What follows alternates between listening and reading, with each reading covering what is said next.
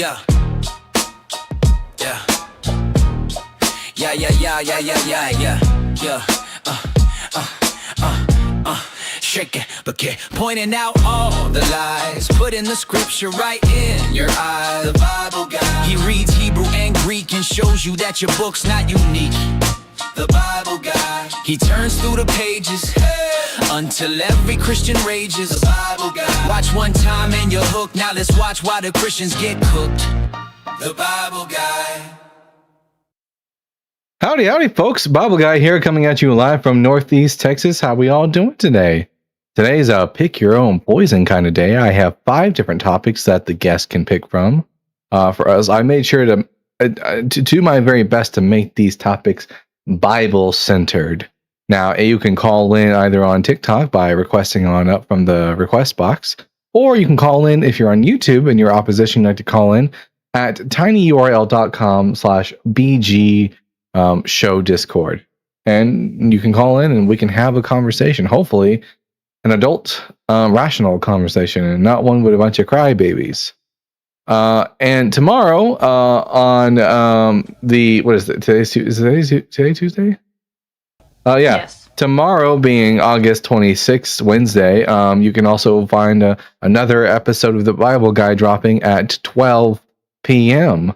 One just dropped yesterday, I think it was. I hope you guys are enjoying me putting out the clips. I'm trying to make sure that I do it every other day, have a clip come out for more Bible Guy content. And I'm thinking about making a lo-fi playlist that y'all can listen to like relax, study, and stuff like that, including the song that you hear at the beginning of the show at the countdown. How are we doing today, Ashlyn? Good. Well, I mean, I think you and I are both a little sad, and a lot of people. Our beloved Dolly Parton, whom, by the way, I was impacted by, because when I had Fee, we didn't have a lot of money, and she had no questions asked free books sent to your house monthly. I mean, there were like so many books that I realized I was like, oh my God, they just keep coming. It's not like a one-time thing.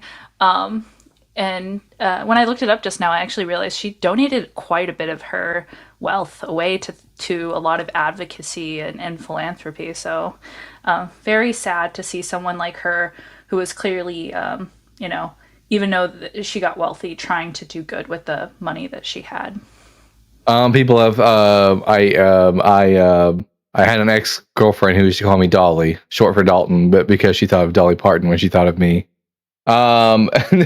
And while we will not be working 9 to 5 today, we will be putting in the hours today to hopefully help some people deconstruct, help some people learn some more about the Bible, and also point out the problems and fallacies of the Bible. Today's topics are: the Bible is bullshit, that Christianity is false, Jesus is dead, Christian morals are subjective, and there is no justice in Christianity. So if you are a Christian or a Bible believer and you would like to counteract any of these points, request on up. Let's have a conversation. What do you think of the miracle of Fatima? I don't think it was a miracle. I think that people engaged in what's mass religious hysteria and delusion. And not everyone saw the sun dancing. And objectively speaking, the sun did not move that day. Objectively speaking. What is all the Hebrew words in the background? I see, for example, right up here is the word ahava, which means love. That's right there. There's the word shel is there, which is so by the way, this isn't biblical Hebrew. It will appear. This is a rabbinic Hebrew, as shel meaning a Hebrew word meaning of. In biblical Hebrew, if you want to say Torah of Moses, you would just say you would just say Torah Moses. There is no word of. The word of is implied, but in rabbinical Hebrew, they have a new word for there, shel, which means of. And so it seems that because of the presence of these words here, it seems like this is like rabbinic Hebrew. But you can find have some mod announcement too. Did you see the Discord thing? Glittercock. What? Wait, I saw something. Oh wait, I read that so earlier today. What was that about Glittercock? Glittercock for Christ, which honestly 10 out of 10 name, no notes. is in a really urgent need. Their power will be shut off tomorrow. So I'm doing an urgent fundraiser for them. It's $84. I mean, it's not that much money. I am literally broke. I have no money because I need to go back to work. But yeah, if y'all could like that, share that out. It's in the Discord. Ooh, I'm getting an echo of myself, Dalton. Do you have that thing switched on? No, I don't. Oh, that's weird. I'll check my system in a second. But yeah, if anyone wants the details or anything like that, please let me know. Or if you're in the Discord or want to join the Discord to get the details for that, that would be very wonderful. Or just share it out. I think there's a post going around. I saw Cyber post it as well in one of the group chats. That's how I know about it. All right, our first guest for the day is Style. Style, I'm going to ask you 3 preliminary questions, and then we'll get to the conversation. Style, are you at least 18 years old? Yes. And what pronouns do you go by? He, him. And are you a Christian or a Bible believer? I'm Christian. All right, I'm Dalton, the Bible guy. This is Ashland. Which one of the 5 topics did you want to talk about? Yeah, I'm curious why you think the Bible is BS. The reason I think the Bible is BS is because it contains scientific and historical errors, contradictions, and failed prophecy. The Bible can only BS insofar as you utilize it. Something like for instance, like Harry Potter isn't BS. But if you're going to say, hey, I will utilize this book, Harry Potter, well, I would say it is BS. To perform magic, then therefore it would be BS in that way. But as a Christian, you think... Wait, can I finish my sentence, sir? Thank Sure. you so much. You're amazing. So, if you're going to use Harry Potter in order to perform magic, then yes, therefore, that would be BS. How are you utilizing the Bible in order to call it BS? So the Bible makes claims, historical claims, makes scientific claims. And also, and when we test those claims to reality, they fail. For example, was Jesus the Messiah? Did he resurrect from the dead? Was there an exodus from Egypt? Well, we have no reason to think any of this is true. If you are utilizing the Bible as a historical book in that manner, yeah, it's BS. In the same way that if I use Harry Potter to... Do you deny the resurrection? Wait, can I finish? Sir, as a Christian... You're just going to not let me finish the sentence? Style... Look, I was in the middle of talking. Style, I'm just curious. You said you were a Christian. You said you were a Christian. Sure, whatever. Sure, you said you were a Christian. Do you deny the resurrection occurred? No, I do not deny the resurrection. Now, can I finish my sentence? Wait, do you deny that Since Jesus? You got that out of your system. Do you deny that Jesus? Questions. Yeah, I do. Yes, my show. Yeah, fun fact. Great. So here we go. Anyways, Style, do you deny that Jesus is the Messiah and that he fulfilled prophecy? Okay, sir, I can tell where this conversation's going. I'm going to let you go. You have a wonderful night. Okay, run away. Do that. Run away. Wow. He's like, no, don't you dare ask me questions on your own show. Why are these Christian snowflake number 1 for the day, everyone? Style, do you is Audacity in the bottom of your cereal box and you know, like a toy and a treat every time you go, you just buy a bunch of boxes and pull it out? Because where the fuck did that Audacity come from? Coming up on another person's live stream, and then when they ask you questions, get pissed off. Yeah, that was insane. That was wild. Imagine going up on someone else's show and attempting to dictate how the conversation should go. I'm the Bible guy. This is the Bible Guy Call-In show, and the Bible guy is going to ask you fucking questions about your position. You made the claim that, well, you're asking me, how do I utilize the Bible? But if you're a Christian, and this person was a Christian, they undoubtedly believe that Jesus is the Messiah, and that he resurrected from the dead. And I would say the Bible's bullshit because we don't have any reason to think that that's true. So I guess they just got pissy for not being able to dictate how the conversation goes. If you want, you can go start your own show, Style. But that was a really you just showed everyone that Christianity is weak as fuck because you couldn't take having simple questions asked of you. So anyways, Bible guy versus Jesus. Yep, and Bible guy wins every time. Iden. Every day, Jesus takes another L from the Bible guy. Anyways, if you're a Christian and you're not like, a snowflake of who's afraid to have questions asked of you, request on up. Let's show style that there are Christians out there who are capable of having like their beliefs challenged. The fictional book guy, I mean, yeah, the Bible is a book of fiction. Yeah. So that checks out. Question: where did the 7 deadly sins and 7 heavenly virtues come from if they're not biblical? So, like, the idea of there being 7 is simply just chosen because, in biblical numerology, 7 is like God's number. It's like a special magical number. But you can find each and individual of the sins and virtues of the 7 deadly sins and 7 virtues in the Bible, but never just listed as like a group. All right. We're going to talk to Alex Tail. Alex, are you at least 18 years old? I am. Thank you. And what pronouns do you go by? He and him. And are you a Christian? I'm not going to define myself as a Christian. I study Taoism probably as much actively as I do Christianity or Islam. I mean, I have the Tao beside me. I have my Bible. I have my Quran. So here, I don't know what your question is. I don't think it's that difficult. Like, do you accept the proposition that Jesus was the Messiah? It is. It's not difficult. I'm just asking you for clarity. Yeah, everyone knows what the word Christian means. Like an individual who holds to not everybody an individual. Does know what a Christian. Well, everyone who lives here in the Western world knows what a Christian is. A Christian is an individual who holds to the idea that Jesus is the Messiah and the Son of God.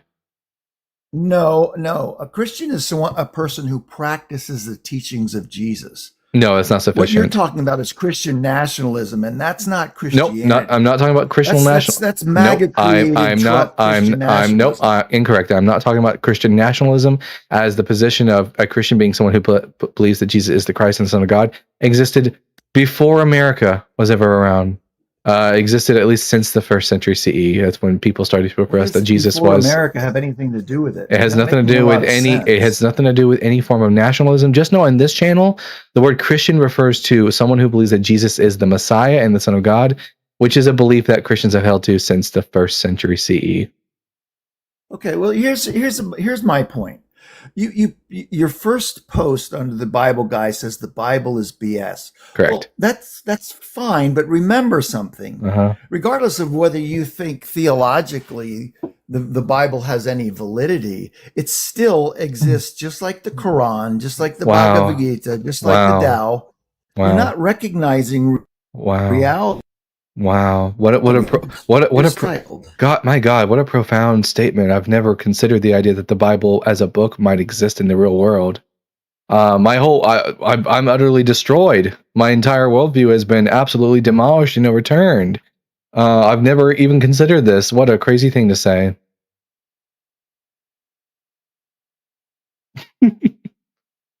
Oh man.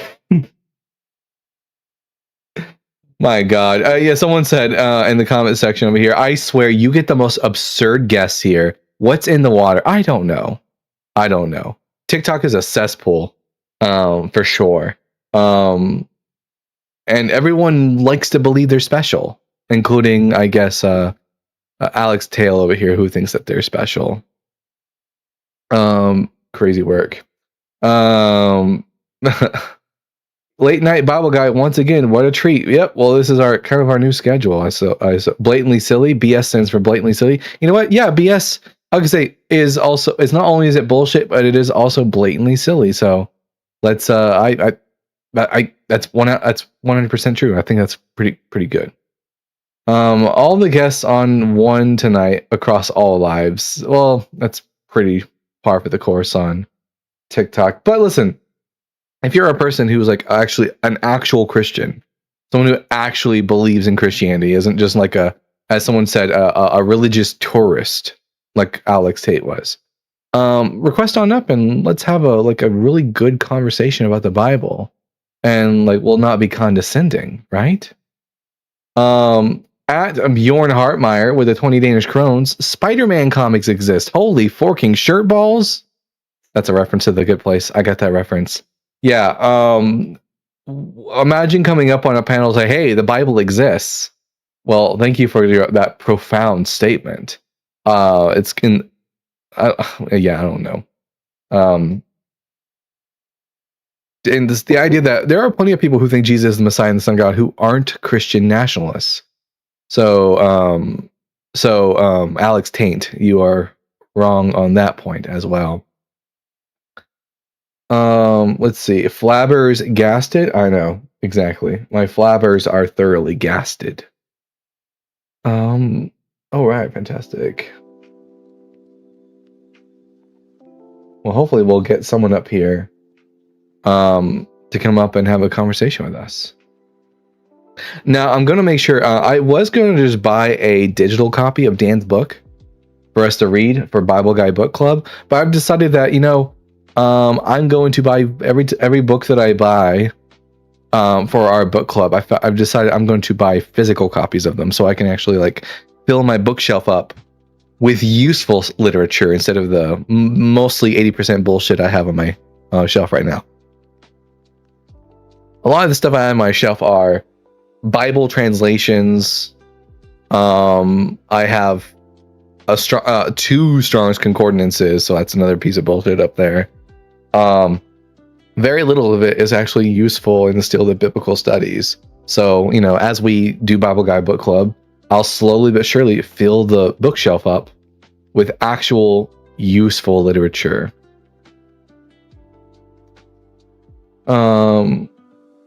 Here, I'm just gonna do this for all of our sake. Anyways, why have you forsaken me? I haven't. I'm right here. I'm on my third pint right now at 3, hoping that the water isn't as horridly tinted. Okay, cool beans. Nice. I don't know what that's in reference to. But hey, have one for me. The Good Place was good. Oh yeah, The Good Place, such a good show. And it touches on a theme that I talk about every now and then on this channel, that I wouldn't want to live forever. It would be horrible.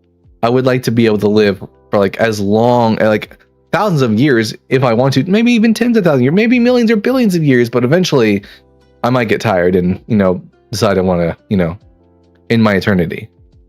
Dalton, don't go on a blind date. Bring them home and show them your books. They'll think you are a religious nutter. I think anyone who gets far enough and to have I guess if they're a blind date, first and foremost, I would never do a blind date. But yeah, I wouldn't want them to think I'm a religious nutter for sure. Dice Man Randall says the Bible is baloney. You can just pick your own lie. The Bible is a choose your own adventure book. Do you want to believe that God can change? There's a verse for that. Do you only think God can't change? There's also a verse for that. Michael L. Jackson says Jesus Christ should have been beheaded, so we never had to suffer his eternal groveling. No, I mean, if the story would have been he got beheaded, they would have just I don't think it would have changed the religion all that much, other than that people might be wearing swords around their necklaces instead of crosses. Also, today was the first day of Gamescom, which was very fun. I got to watch a few trailers. There wasn't very much that got put out today that I was interested in, but we'll get to that in a second. We got another guest here. Guest has an emoji as their name, so I'll have to ask them what name should we call you by? Yeah, just call me Net. Net? All right. Yeah. Net, I'm going to ask you 3 preliminary questions, and then we'll hopefully get to the conversation. Are you at least 18 years old? Yeah, I'm 19. And what pronouns do you go by? You, him. And are you a Christian? I'm a Muslim. All right.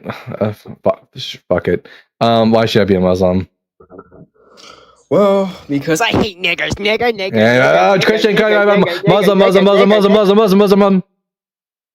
Anyways, back to what we were talking about. They're blocked. Thank you. Anyways, pathetic. I will just choose to believe that they are actually Muslim, because that is how religious people act, saying slurs. Anyways, make sure that you are tapping that screen. Share the live with those you love, with those you hate, with your friends and with your enemies. Let's get the word out there so we can have some real conversations with people. Pronoun question is too easy of a blue screen. I mean, like, if for people who are like really like either bigots or stupid, yeah, it really just like it brings the blue screen into their brain. They don't know what to do with it. I'm gonna believe they're a Christian because that's how Christians act. I mean, true, Christians are more likely to engage in that kind of behavior. That had nothing but air. Well, I'm soul converted to Islam now. Oh man, Sanhedrin 43a says Jesus of stoned and then put on a cross. I don't think it says that he was put on a cross in Sanhedrin 43a. I think that the claim is that he was stoned and then that he was hung on a tree, which is a little bit different than just merely being crucified. Yeah, let's take a look at that real quick. Oh my god, guys. That was so quick. I'm so proud of this fucking community right now.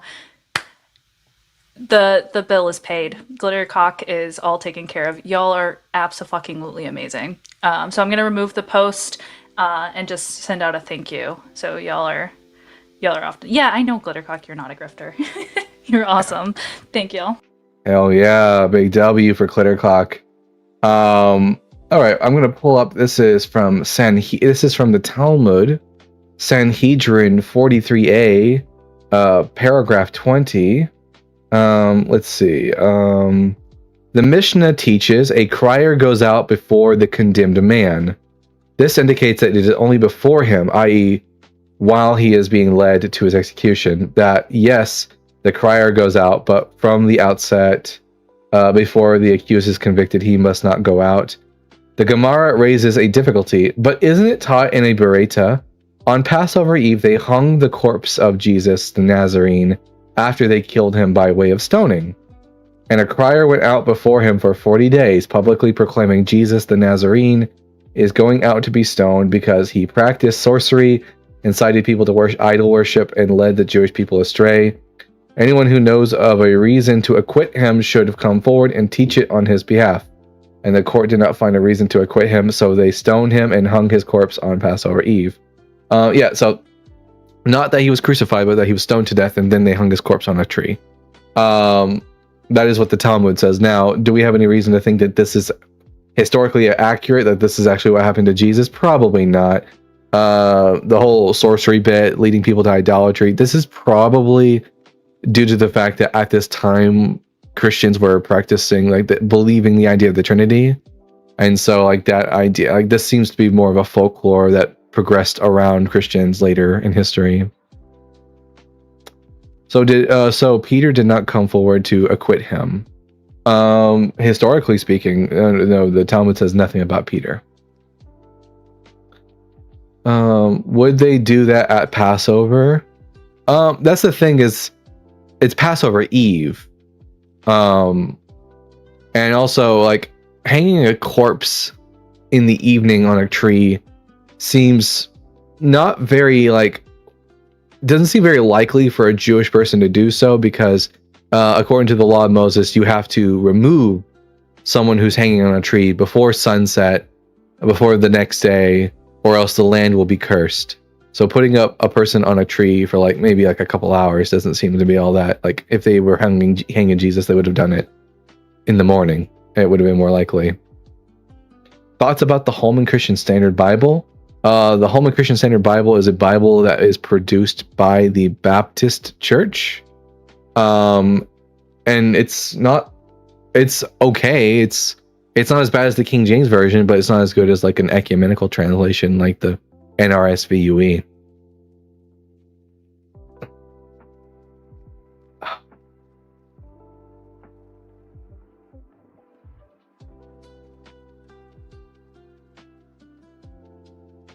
I was in a live today. A Christian said Noah going without washing for 300 days and living is a biological is biologically possible.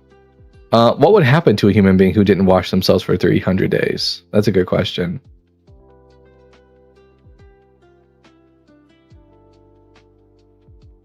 I would never know because like I take a shower in the daily, at least an hour every day.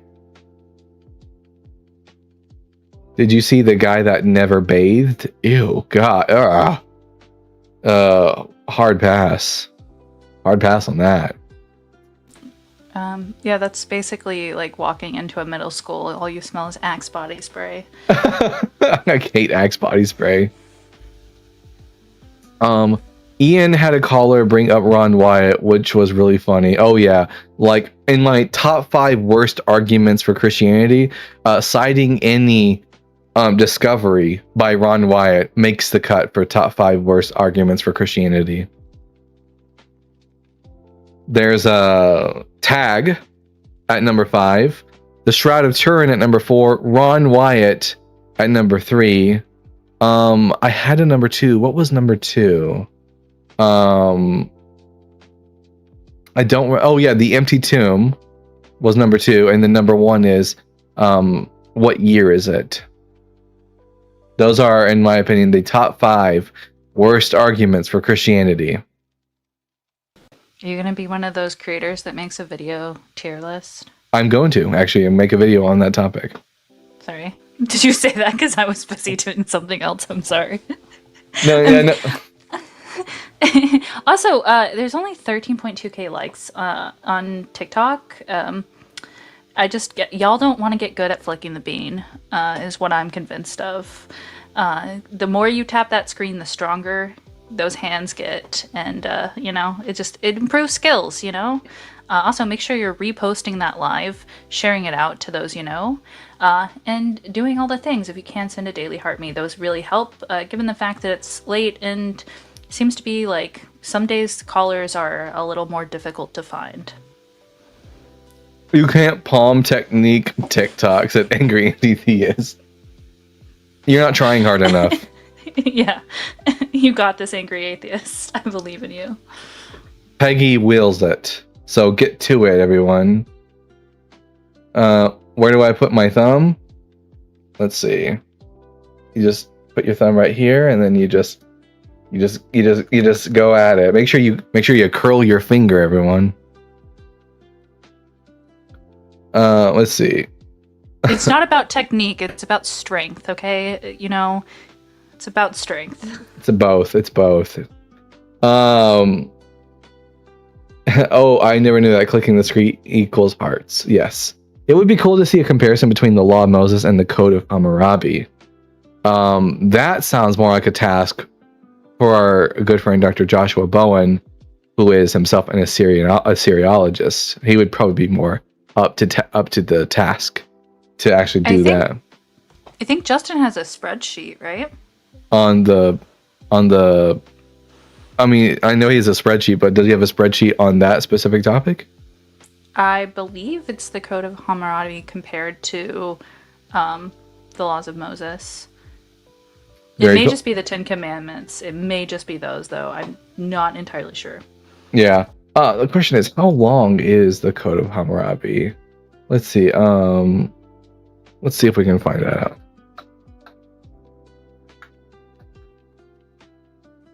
And just be clear, it's called the Code of Hammurabi, not the Code of Harambe.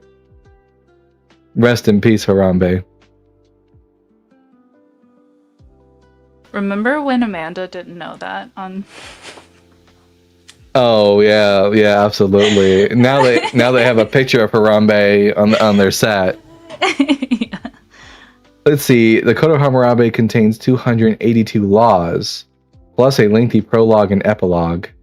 The complete inscription is roughly 4,000 lines of cuneiform, and it would take approximately 1.5 to 2 hours to read in modern English translation. Oh, that doesn't seem like that bad of a big of a task to do. I mean, the world did end at Harambe. I do feel like Harambe. I think he died in 2016, and ever since then, it feels like everything just fell apart. Someone said Peggy's out for Harambe.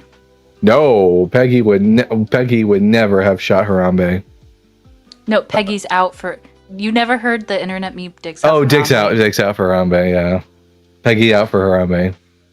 Yep, it was 2016. That's crazy. Yeah, middle school memories. Someone said, "Oh, I was not. I was. You were in middle school, St. Brown. I was already 2 years out of high school when Harambe died. I was 3 You were 1 year out of high school. in 2016. I mean, you were sorry. 2. Yeah, 3 years. Yeah, I did it. I You're- graduated in 2012, Dalton. You did? Oh, I thought you graduated 1 year before me because you're 1 year older than me. All right. I graduated at 17. Oh, well, good for you, Miss Smarty Pants. Why would you live on the sea and ban seafood? There is an interesting video from Religion for Breakfast on the food taboos of the ancient Israelites and how they were carried around, how that ultimately was derived from like certain taboos held by the Canaanites. Yeah. All right. We have here Menkins. Menkins, are you at least 18 years old? Amen. Yes, yes, of course. 35 plus. 1 second. Sorry.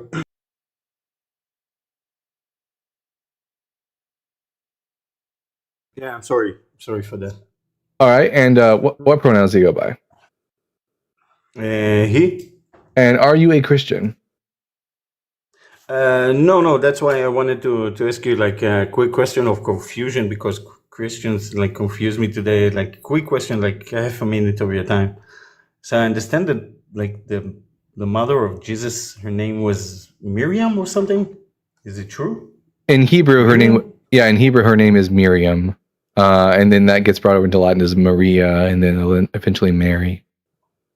Mary. Okay. Yeah. So So in as I understand, like there is a change of color when he got resurrected, like in Revelation or something. No, not color. Not color. It says that his skin is like burnished bronze, which means that if you ever seen bronze when it's in an oven, it glows. Like it just the hair. Something about the hair. Oh no, it doesn't describe the color of his hair. It only describes the texture, that his hair was like wool.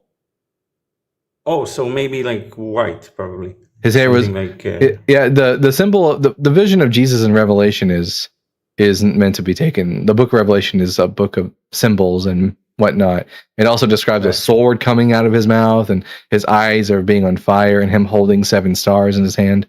It's intended to be so it's like symbolic white as purity or something. Yeah. And last question. So about oh come on, it was like the perfect the animal Lamb. Yes. So basically, yes. So basically, like Mary had a little lamb. His hair was white as snow. He had a little lamb, its fleece was white as snow. Is that right? Did I get it right? And everywhere that Mary went, Mary went, Right? Mary Anyways, everyone make sure you tapping that screen, share the live with those you love, with those you hate, with your friends, and with your enemies. Let's get the word out so we can have some interesting conversations. I lose hope in humanity every time someone like that comes up. What'd you walk in on? Just someone being an idiot. Anyways, I wear pink and purple wool with black stilettos. Nice. Haiku. Love that. Man. Anyways, if you're on YouTube and you'd like to call in, you can call in at tinyurl.com/BG show Discord, because it looks like we're not going to get even like 1% closer to believing that Christianity is true at this point, with the level of interlocutors we keep having coming on. That person will reproduce. Yep, and that's what's very sad. Yeah, make sure even on YouTube you hit that like button, you share it out, because we do accept callers on the Bible Guy, tinyurl.com/BG show Discord. That way you don't even have to be on TikTok to come over and have a discussion with Dalton. Listen, If you think you're a Christian, and if you're a Christian and you think you have a good argument for your faith, and you don't come up, like, you could have been against a Christian, and you chose not to. And what will Jesus think about that? Welcome to Costco. I love you. What?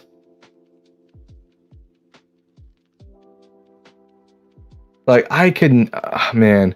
And you know what? I said I was a better Christian this, and maybe that's why I became an atheist, because like I took seriously. I hope you found it funny and it made your day better. It didn't. I don't like that kind of stuff. Anyways, I'm not here for that kind of nonsense. I'm here to have conversations. Well, let's see, Dalton, you've never watched Idiocracy? I have never seen Idiocracy. Oh, jeez. Okay, we need to do that. It's funny, and it's got a lot of like social internet references that you like have to know. Like, I guarantee if I just said orange Crocs in here, everyone would know what I'm talking about. It is a tough watch these days. Yeah. I thought you were referring to my show, The Tough Watch. Yeah, I grant that. First column is titled. Oh yeah, that's because Justin does have a cheat sheet for this. It's a spreadsheet for the code of Hammurabi, and Moses' laws. It's titled. It seems to be titled Bible, so I'm assuming as such. I believe he referenced this, so I just don't like to say things if I'm not certain. Also, I'm super excited because like every single day I get one day closer to the release of the Blood of Dawnwalker. 9 days now, and as soon as this show is over, it'll be 8 days left until the game comes out, and I'm super pumped about that. That's basically 1 week away. It's what Christians crave. What is it that Christians crave? It's a Idiocracy line. The Gatorade or electrolytes. It's what plants crave. Oh, fantastic. All right. Anyways, yeah. We have a video coming out tomorrow. Oh wait. We have here Jay Egos, who was here yesterday. Jay, welcome back. You're at least 18. You go by he, him, and you're a Christian. So, what brings you up? Which one of the 5 talking points did you like to talk to us about? Yeah, I don't fuck with your opinion about Christianity being false. I'm not gonna lie. I grant that. Now, of course you wouldn't. So is that the one you want to talk with about, though? Yeah, because you're an idiot first thinking that. Sure, yeah. Do you want to know why I think Christianity is false? Yeah, I bet you won't be able to refute it. Well, I mean, yeah, go ahead. Yeah. The central claim of the New Testament is that Jesus is the Messiah, the Christ, and yet he didn't even fulfill one prophecy about the Christ from the Old Testament. Yeah, because the revelation hasn't happened yet, idiot. Well, no, not just the second coming stuff. He didn't even fulfill any prophecies in his first coming. Jay, I just want to say you have a lot of gustus, or I don't know what word I'm looking for, gusto, coming up here with the videos that you have posted calling Dalton a fucking idiot. Well, I mean, because Jay, what did Jesus? What did Jesus say about like insulting people? Well, he said, he said to call people out that are stupid. Well, no, what did he say about like using like slanderous words, like fool, for example? Well, that's not. If you're an idiot, would you grant that idiot? Wait, would you grant that idiot and fool are synonymous? Well, I don't think that's like a slanderous word. No. What did Jesus say about calling people such things? Well, it's not slanderous, so no. Nothing. What said nothing about it. Jesus didn't say anything about calling people fool? Are you sure about that? Yeah, he said, if somebody's an idiot, you can call them an idiot. You have This is Matthew 5, chapter 21 through 22. You have heard that it was said to those of ancient times, "You shall not murder, and whoever murders shall be liable to judgment." But I say to you that if you are angry and you with someone, and you will be liable to judgment. And if you insult someone, you will be liable to the council. And if you say "you fool," you will be liable to the hell of fire. Yeah, because So basically what that's saying. you're Wait, basically like guaranteeing yourself a spot. talk? Are you going to be? let me talk? Are you? Why are you so insecure? Also, we had someone else that wants to come up, so I'll just talk to them instead. Anyways, Nathan, are you at least 18 years old? Yeah, 1992 is my birth year. All right, and what pronouns do you go by? He, him. And are you a Christian? I am atheist, but I disagree with the prompt. Which prompt? The Bible is BS. Christian morals are subjective. All right. Which one of those would you like to talk about? We can make our way down the line. So the Bible is BS. Yeah, the reason I say it's bullshit is because it's historically inaccurate, scientifically inaccurate, contains contradictions and failed prophecies. Do you agree or disagree with that statement? I agree that no part of it is historically accurate. However, I didn't say that. I didn't say that. Every single, historically inaccurate. No, I never made the claim that it's entirely historically inaccurate. Only that it contains it. Obviously, there's some truths from the time because people who lived at that time are going to write some truth into a lie. All right. So all we mean by bullshit is that these statements about it are true. Those statements. So we're not objecting to the morality within the Bible. Well, that's number 4. I thought you wanted to talk about number 1. Okay, well then I guess I agree on number 1. if that's the depth of it is historical, then yeah, it's almost all inaccurate. Yeah, Christian morals are subjective. You disagree? I disagree entirely. So you think they have objective morals? I believe they are the objective morality. What do you think that word means? Objective.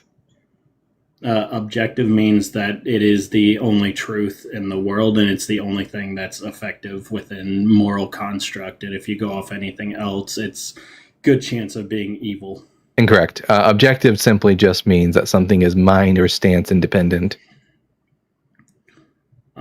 Let me ask you this: is murder moral or objective or subjectively immoral? Well, so I believe in subjective morals. I would say that it's subjectively wrong, but like the question is not about what is the Bible guy's position, but whether or not Christians have a objective moral standard or a subjective moral standard. So the moral standard for Christians, is it something which is stance independently true, or stance dependently, like the opinion of somebody? Like, does it come from the mind? Do Christian morals come from the mind of God?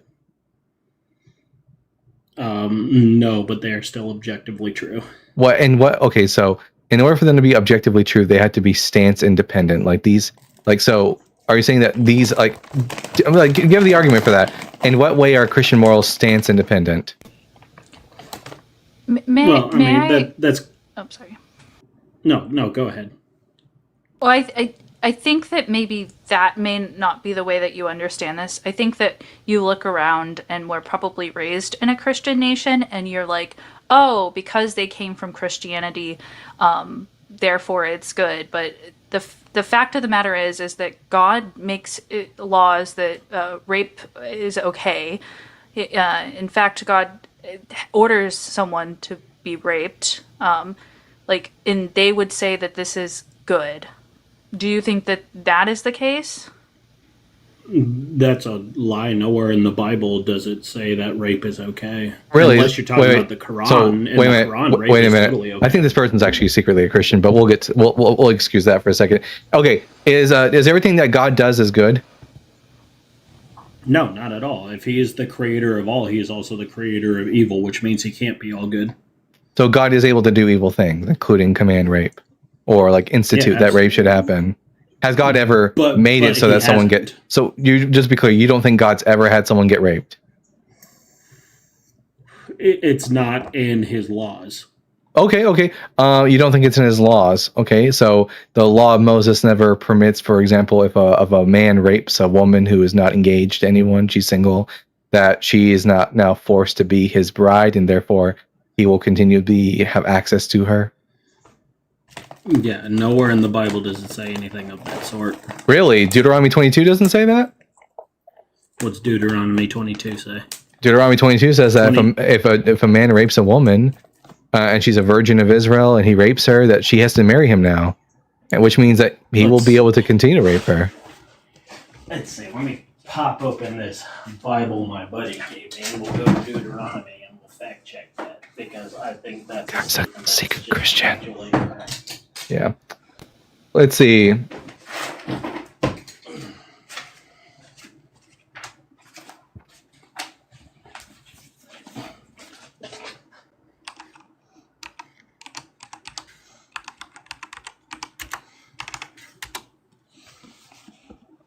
All right, start from we're going to read Deuteronomy chapter 22, verses 28 through 29. If a man meets a virgin who is not engaged and seizes her and lies with her, and they are discovered, the man who lay with her shall give 50 shekels of silver to the young woman's father, and she shall become his wife. Because he violated her, he shall not be permitted to divorce her as long as he lives. Fun mom thing, stop spamming or you will just get removed. I already muted them. Don't you guys hate that? Like, real quick, while I'm searching for this, like, real topic, man, I cannot stand when people are spamming in the comments. I really hate it when atheists defend the Bible. Now, okay, so we're going to ad hominems instead of that's not an ad hominem. An ad hominem is when you just insult someone without addressing their arguments. You character, did you not? It's not just merely attacking your character. It would be an attack on the character. Nope, that's not what an ad hominem is. An ad hominem is when you attack someone's character in the place of answering an argument. You didn't make an argument yet, so I just insulted you. That's it. Nathan, I can respond to you. I can respond to you and present an argument. Now we're gonna slur. Okay, Nathan, I'll just tell you this: if you slur one more time, I will consider that you running. I will kick you away. I will kick you off. And so now you know, if you slur again, you will get kicked off. So if you slur again, I will assume that you are slurring because you want to get kicked off because you can't handle the conversation. So don't do it again. Word, I understand where you're coming from. So. Nathan, let me I just want real quick. Hold on. I want to reedify something. If I just so you are very clear on what an ad hom is, I can respond to your argument and like in a sound and valid way, and then call you an idiot. That's not an ad hominem. That's an ad hominem. It's not. No. Don't use words in philosophy you don't know the meaning of. Let's see. Deuteronomy 28:29. 22. Chapter 22. Verses 28 through 29. Yeah, 22. If a man 28 through 29. Yeah, if a man meets a virgin Israel fully obeys the Lord's command. Where are you reading? Where are you reading from? Deuteronomy. New Testament Bible. New Testament. Deuteronomy isn't in the New Testament. Deuteronomy's not in the New Testament. I literally have a New Testament right here that I'm reading. And then you're lying. Then you're lying to me, or you're not very smart. You're either lying to us, or you're not very. You're just wrong. You're either lying or you're not very. Wait. I think wait. Name. About it. Nope. Where in the book of Deuteronomy? Here. Oh, what's on? Where in the book of the New Testament is the book? Where in the New Testament is the book of Deuteronomy? I'm on page 54. Where in the New Testament is the book of Deuteronomy? What do you mean where? Like, you want the index? Yeah, like what? Let's look at the index. Yeah, here. Deuteronomy is 51. 1 second. Here, one second. Here we go. New Testament list of books. Okay, I'm going to pull up the list of all the books of the New Testament. Let's see. Okay, there's a Christian pastor in the chat that is like saying wow. They are literally. He's an idiot because I have. I have here a complete list of all the books of the. I have here a complete list of all the books of the New Testament. I'm going to list them off. You stop me when you hear the word Deuteronomy. Matthew, Mark, Luke, John, Acts, Romans, 1st and 2nd Corinthians, Galatians, Ephesians, Philippians, Colossians, First and Second Thessalonians, First and Second Timothy, Titus, Philemon, Hebrews, James, First, Second Peter, First, Second, Third John, Jude, Revelation. Did you see the book of Deuteronomy mentioned over there? Do you hear this book? Yeah. Are you illiterate? Wait. That's the New Testament. And Okay, I'm looking at Deuteronomy right now. But Deuteronomy's not in the New Testament. It's objectively not. I have physical evidence in front of me So right now. maybe do you hear this book? So your Do you hear website this is book? negligible. Yeah, here. Mine doesn't have it in there, and Here, can you hear this book? I have several Bibles. The book of There's Deuteronomy. another one that doesn't have it. Right The book- here. This book- one doesn't have it. So the book of Deuteronomy is in the Old Testament. It's in the right here. Old Testament. This Bible doesn't have it. Well, Nathan, that Nathan. sucks for y'all because this is a new. Nathan, I'm convinced that you're a troll. You're either a troll or you're like maybe you just can't read. Maybe that's what it is. Maybe you've learned to recognize the word Deuteronomy when you see it, but like you're not capable of knowing the difference between the phrase the Old Testament versus the New Testament. Like you just can't read. Maybe that may be the problem. But the book of Deuteronomy is in the Old Testament. Genesis, Exodus, Leviticus, Numbers, and Deuteronomy. Now, I don't know if you're just a really like shitty Christian who's attempting to pretend to be an atheist so that you don't have to. I don't understand how you're both an atheist and you're defending the Bible and also you can't read. Those three things together are quite crazy. I am an atheist. You are somebody because you can't handle what they're saying. I got you right there. Oh no, we disproved you. We disproved you. Absolutely. We 100% disproved you. Oh yeah, I had to. Yeah. You're illiterate. You're illiterate. You're illiterate. Right? 28 to 29. If Israel fully obeys. That's not what the book of Deuteronomy chapter 22 verses 28 through 29 says. You're illiterate. Here, I'm going to pull up the Bible on my panel. Just pull it up. Yeah, that way like you can't bullshit with us anymore. So this is, as you can see, Deuteronomy chapter 22. Everyone can see that you're lying or you're an idiot. So there's no getting away from it now. So I'm going to go down to, yes, I did. I'll do it again. Watch. So Deuteronomy chapter 22, verse 28. Oh, okay. That's you. That's you running. You ran away. I told you I was going to drop you if you used a slur one more time. You used a slur because you wanted to get dropped. You're a coward and you're an idiot. Just so we know, we treat everyone here equally. If you're an atheist and you act like an idiot, you're going to get treated like that. If you're a Christian and you're a smart boy or a smart girl and you answer questions and you don't say stupid shit like Deuteronomy's in the New Testament, then yeah, that's a concession on his part. He wanted to get dropped, so I dropped him.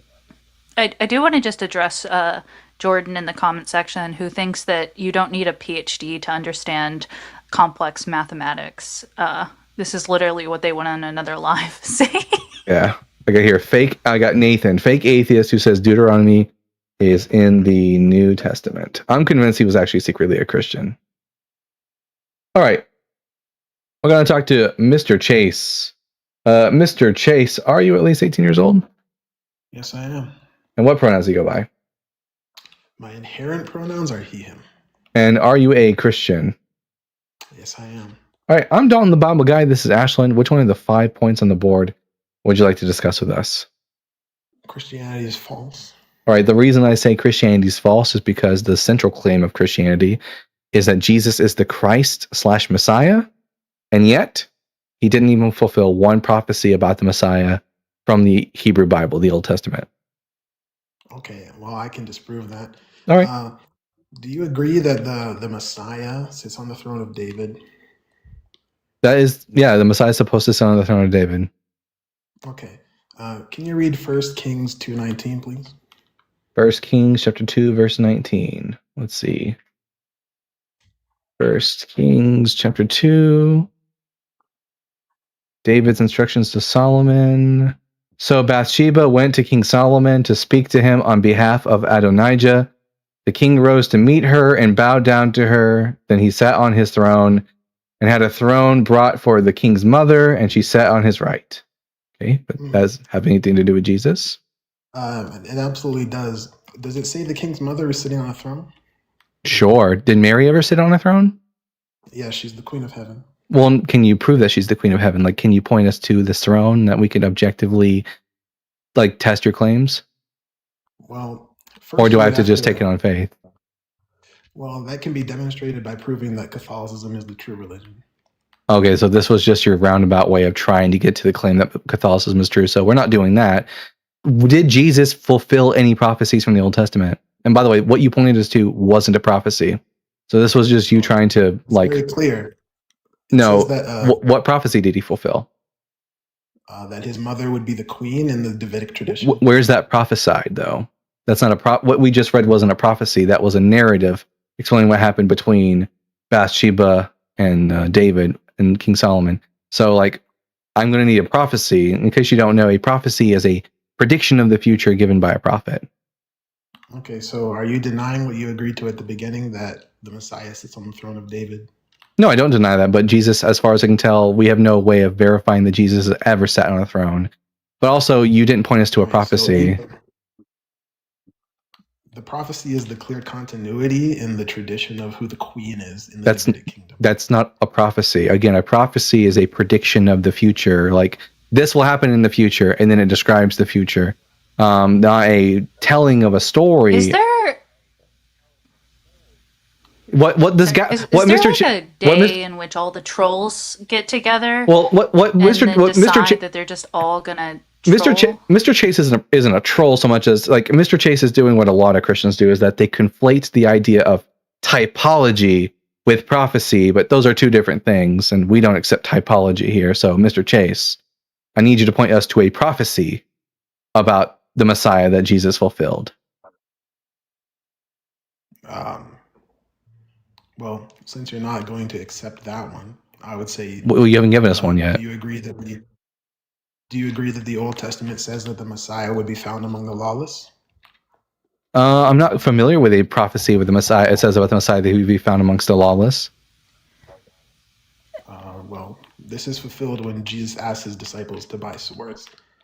And what does he quote? Mr. Chase, what's up with your following and your post with the young half naked women? They might just be they're probably just a hypocrite. But anyways, what passage did Jesus quote as saying it's a prophecy about him? Go ahead, tell us. Well, what he says is that it would be fulfilled that he was found among the lawless. Yeah, what is he quoting? Fine, I can get you the exact verse. Yeah, do that. Let's actually see if the thing that Jesus is quoting is actually a prophecy about the Messiah. Or if it's like most things in the New Testament, taken out of context in order to make it look like as if Jesus fulfills prophecies.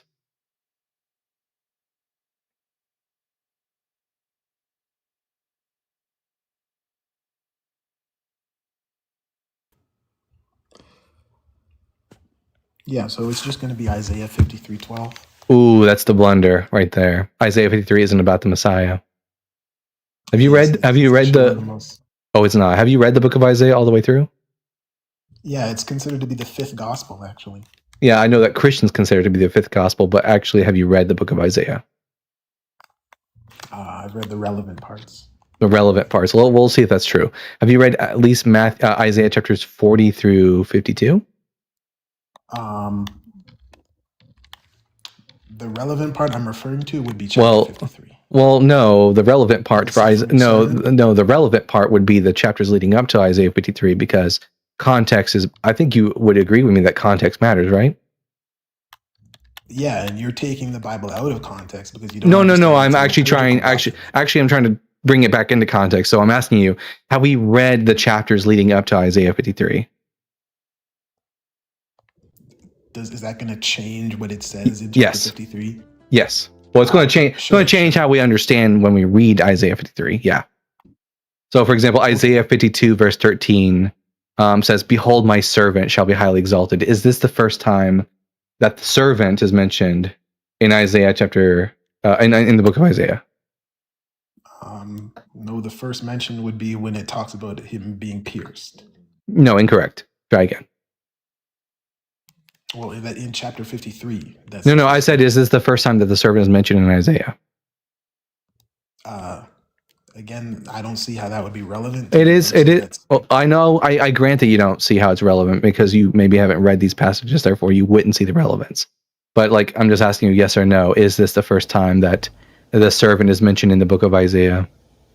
Dalton, they're following a 17-year-old. Well, you're a piece of shit, aren't you? But I don't but I'm not know. gonna. I'm gonna cook him first before we dismiss him. Well, I don't even see how that would be.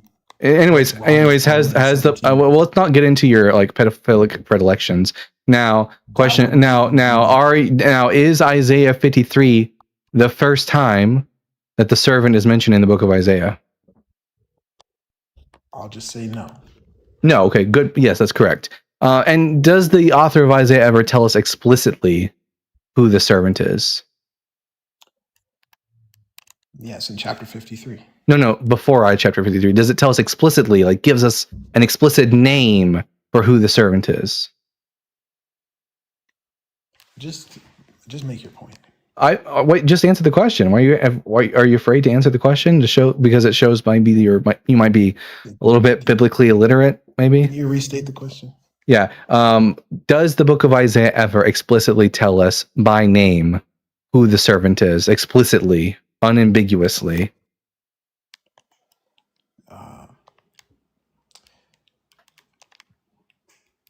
I don't think so.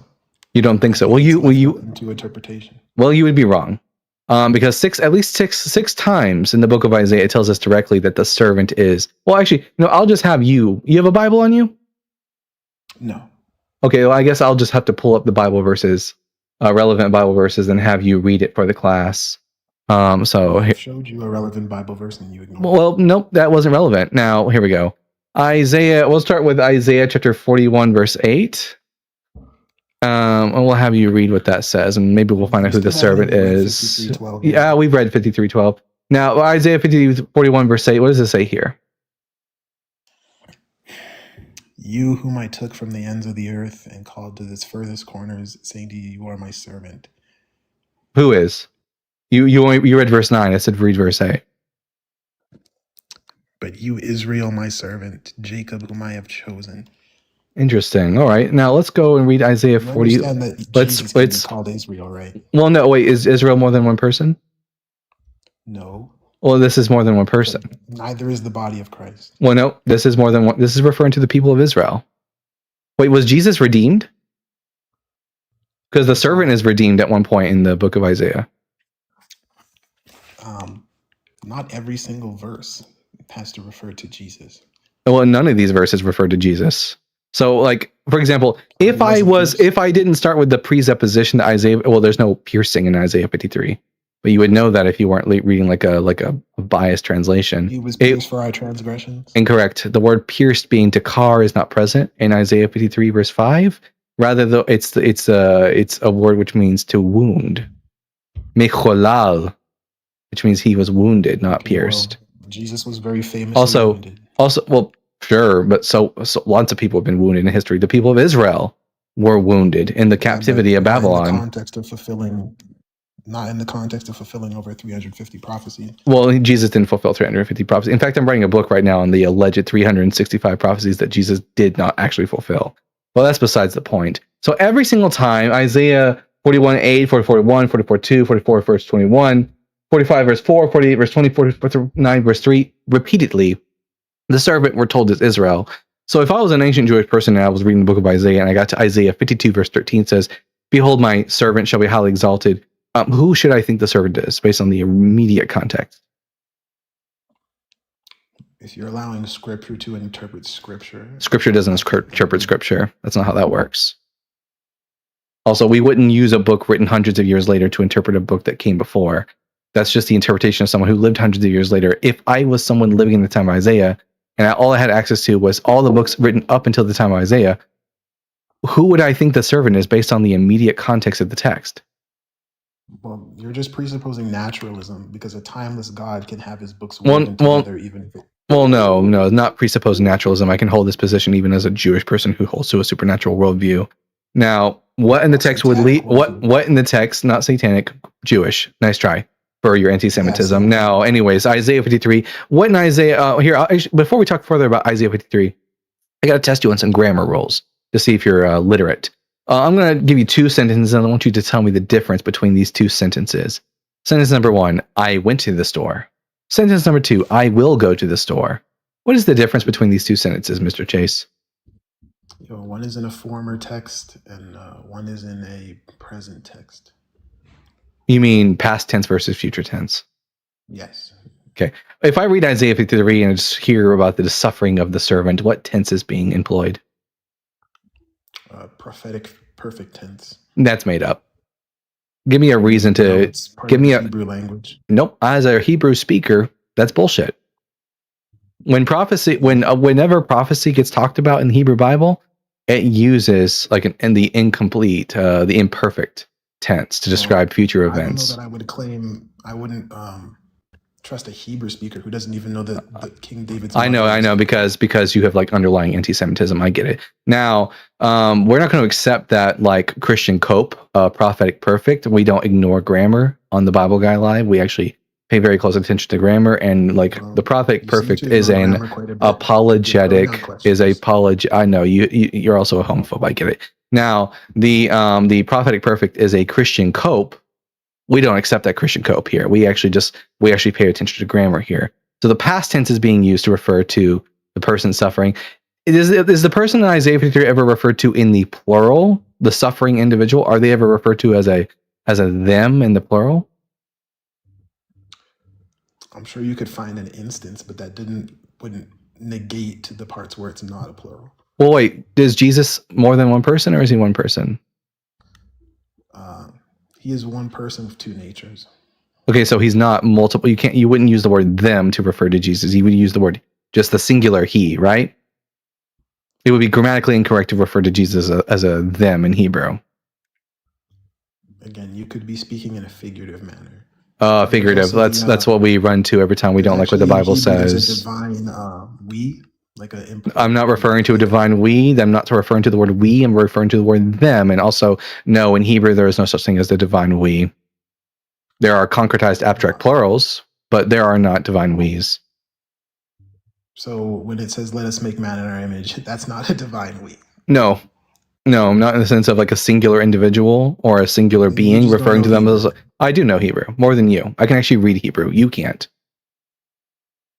Well, you don't seem to be familiar with basic concepts, like different. Well, what you consider basic concepts are in actuality just like apologetics, and we don't accept apologetics here. We accept scholarship, and scholarship does not accept the idea of the divine we. That's an idea from later English grammar, not a thing within Hebrew grammar, but nice try. Now, Isaiah 53 describes. Yes, Mr. Ash? Chase, do you know Hebrew? Do you know Hebrew, Mr. Chase? I know enough Hebrew to know that Jesus is the Messiah. Really? Okay. Do you know the Hebrew alphabet, Aleph through Tev? No, and I wouldn't need to. I wouldn't need to. That's funny. So let's go. Let's go to this we passage. Let's see how much of it you can read. Let's see. Here, go ahead and read this for us. You know, this is actually the heresy of trilingualism. Do you know that? The heresy of trilingualism. Nice try. Anyways, go ahead and read this. Go ahead and read this for us. I guess now it's a heresy to be educated, everyone. Fuck us. That's not what I'm saying. You're framing it as if this is the only acceptable language to discuss God in. Nope, didn't say that. But like, if you're gonna make a claim about Hebrew grammar, but you don't know jack shit about Hebrew, then like, I'm just gonna call you out on that. Well, the image is blurry anyway. Oh, here, I'll make it bigger than that so that you have no excuse. There we go. Watch. I don't think that's even.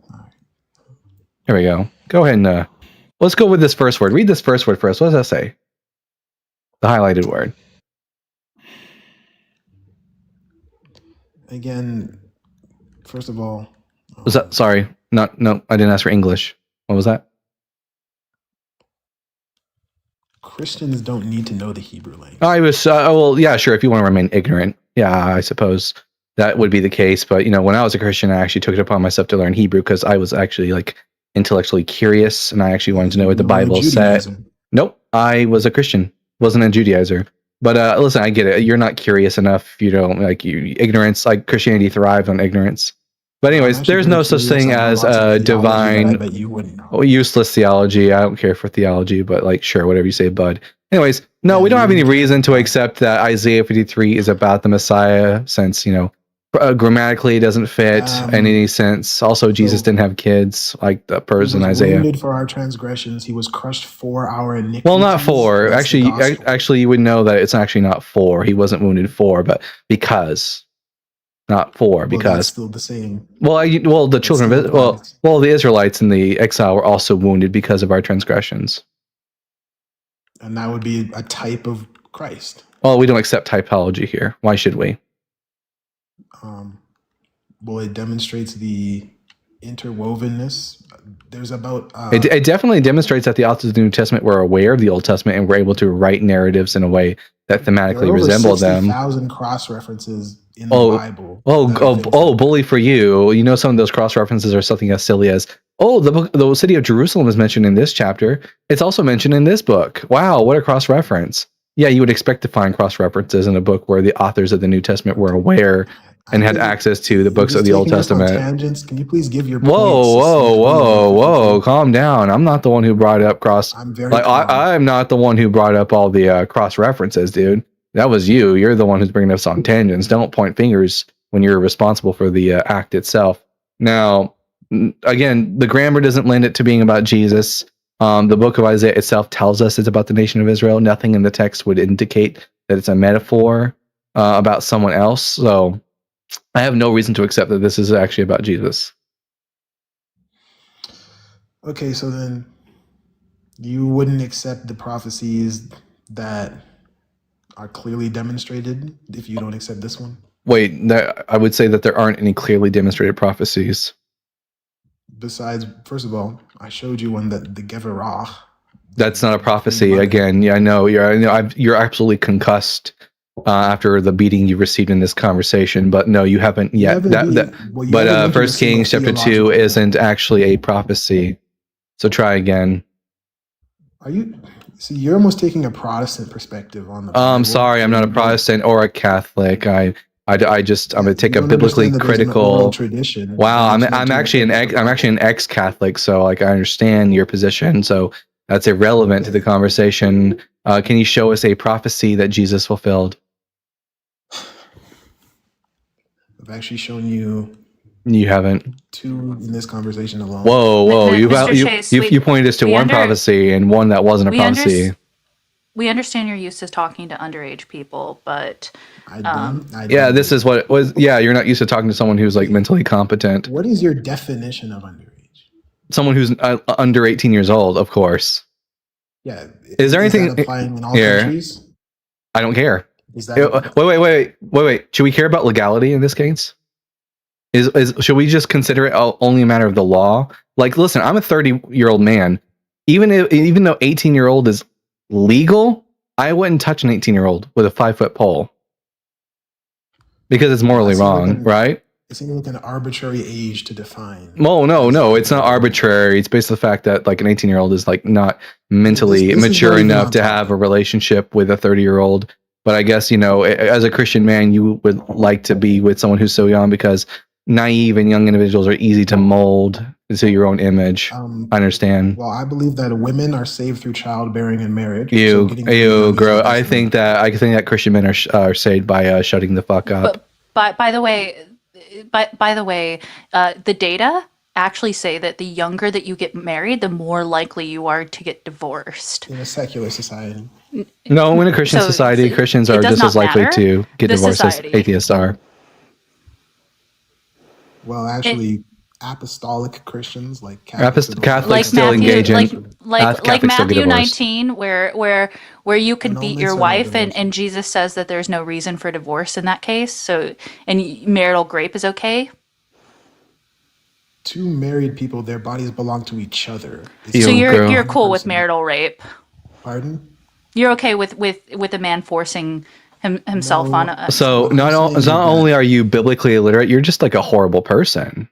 That's not what I'm saying at all, and you're misconstruing. Wait, can a husband rape his wife? No.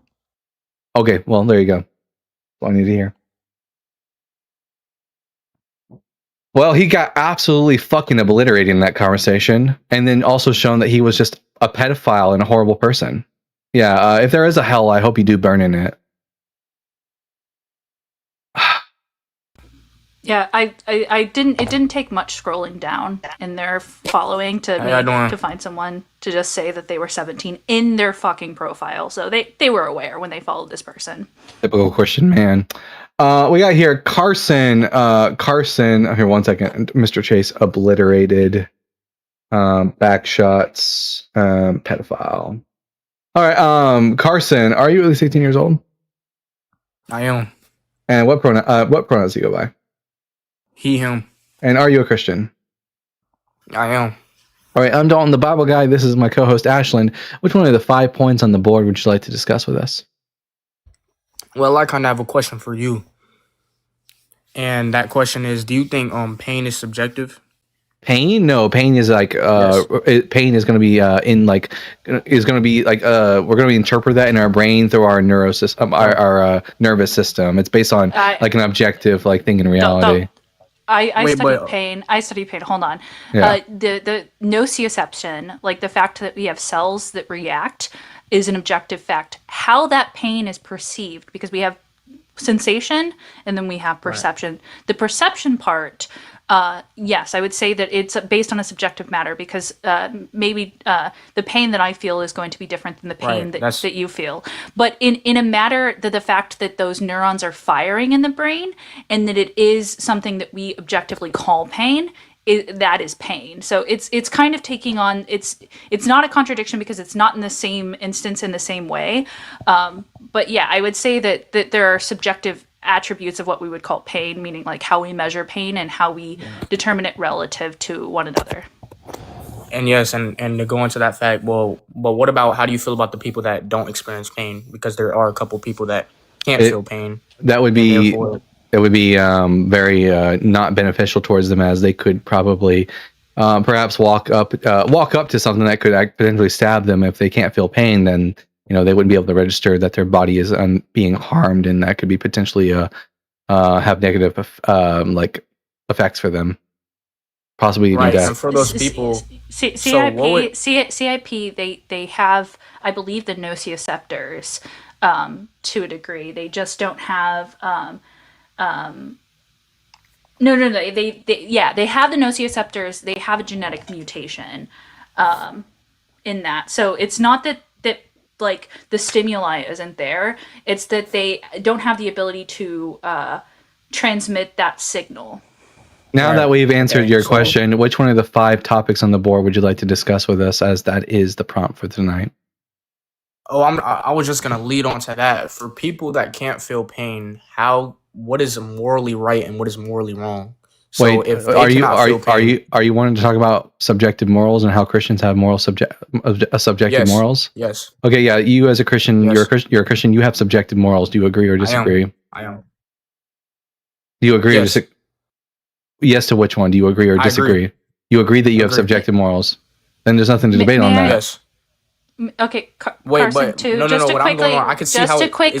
to quickly answer your question, the tissue damage is still occurring, harm is still occurring.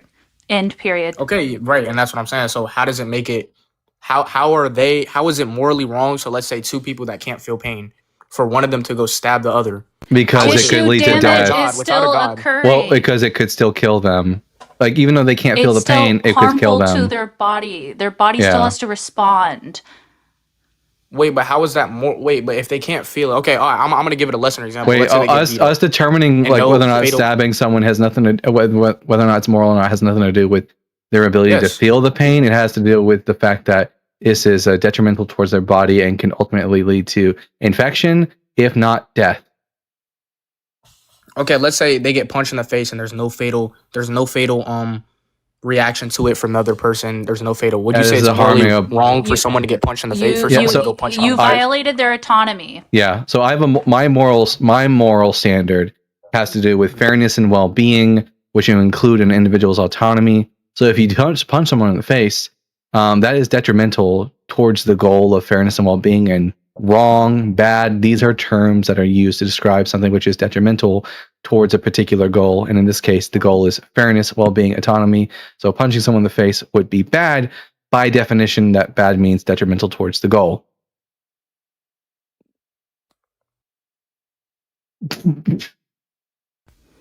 Dude, like these people haven't thought about this position at all. They just like hear something on the internet and then come up here. It was By the way, baby's Dalton, baby's first debate. I don't talk about pain a lot because it's just not prevalent. It is literally what I did my research on and what my professor specialized in. It wasn't something that I necessarily wanted to, but yeah, it was literally what I had rats in a lab. We had morphine. We did tail flick test. We made them eat placenta to see if there isn't something called an opioid. It's an opioid-like molecule. It's called placentophagia opioid enhancing factor. Well, he really fucked up then coming onto a debate panel with you here. I wrote here, Carson, pain and subjective morals ran away. It was baby. Oh no, Lou, they were fine. They could remove their tail. No, they were fine. We did this one. So at Logan Chesson with $5, I think Call saw the word new on their NIV and assumed it meant New Testament. Oh shit, you might be right. Like they saw the word New International Version and thought that meant that they were reading a New Testament Bible. And when they opened up to the book of Deuteronomy, like, hey, it's in the New Testament, this demonstrates that, yeah, they are like probably illiterate and they just can't read, or they're just lazy and they didn't actually decide to like read the entirety of the title. They just saw the word new and then jumped the gun. Absolutely. That's a pretty good hypothesis, actually. And that heroin with the $6.66, Hail Nero, for the book club, set up a wish list somewhere so we can buy the books for you. Hail Nero, hashtag bending over for Peggy. That's not a bad idea, but the thing is, I would need to get a PO box so that I could like pick up the books at a PO box. All right, we're gonna bring up Jordan now. Jordan, are you at least 18 years old? Yeah. And what pronouns do you go by? He, him. And are you a Christian? Yeah. All right, I'm Dalton, the Bible guy. This is Ashland. Which one of the 5 points on the board would you like to discuss with us? I guess number 1. The Bible is bullshit? Yeah, I take it to be that the Bible is bullshit because it contains scientific errors, historical errors, contradictions, and prophecies that failed to come to pass. Do you think it's like evolution or what? What's the scientific inaccuracy? It says that the Earth is flat, which it objectively isn't.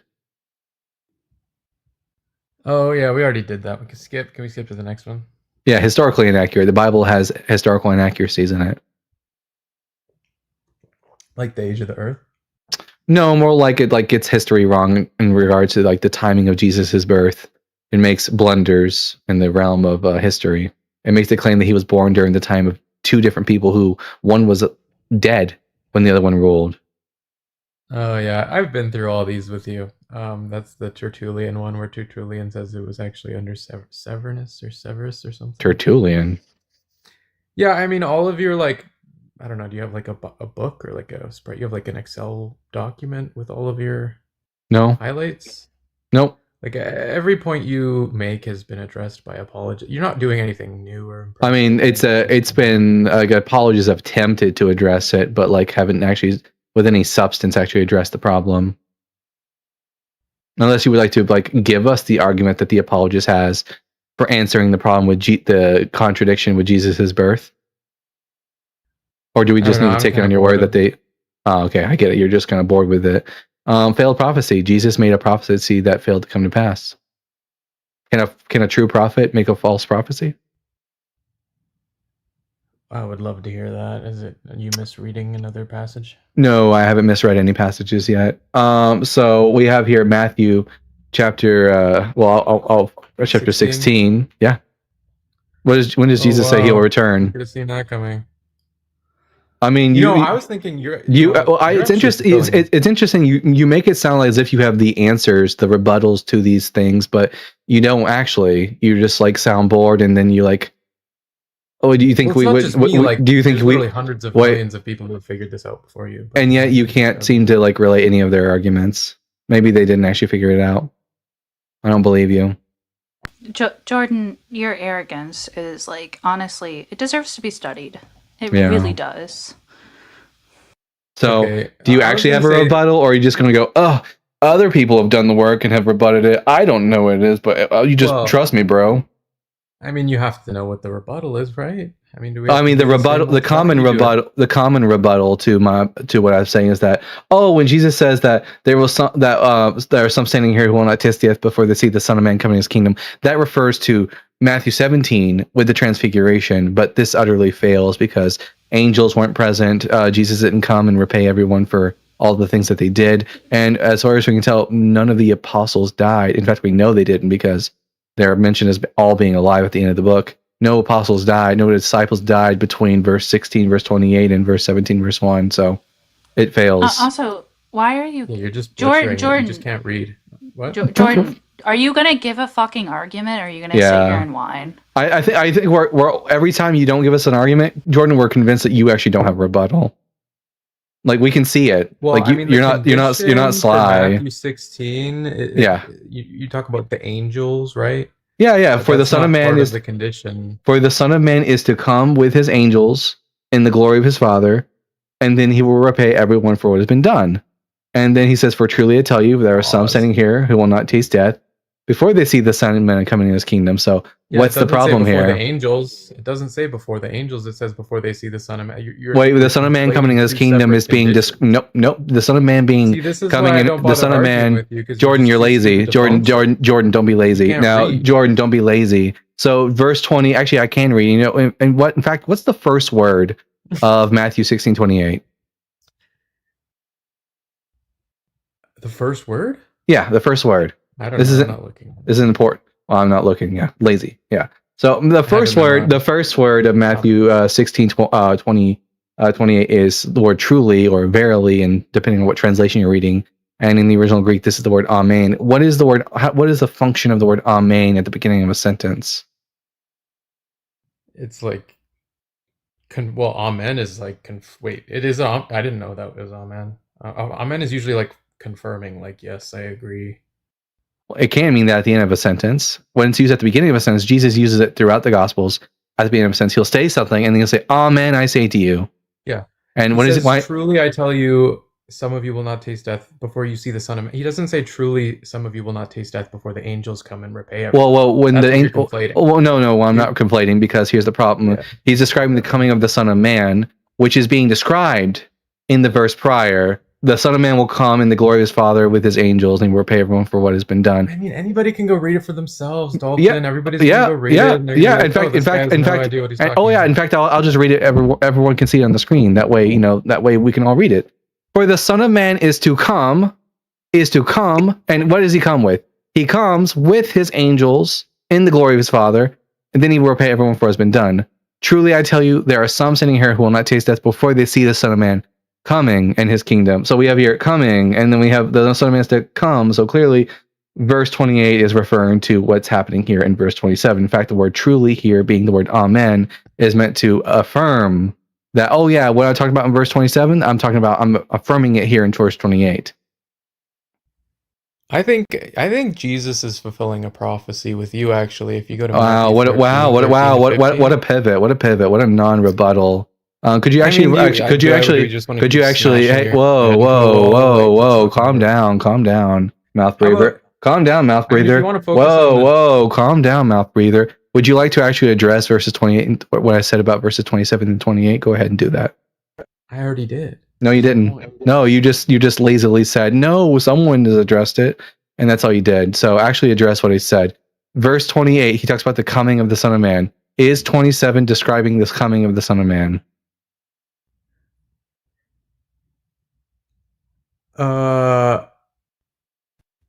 It's definitely two different events. Two different comings? They're two different verses. Two different comings? What's this coming in verse 28?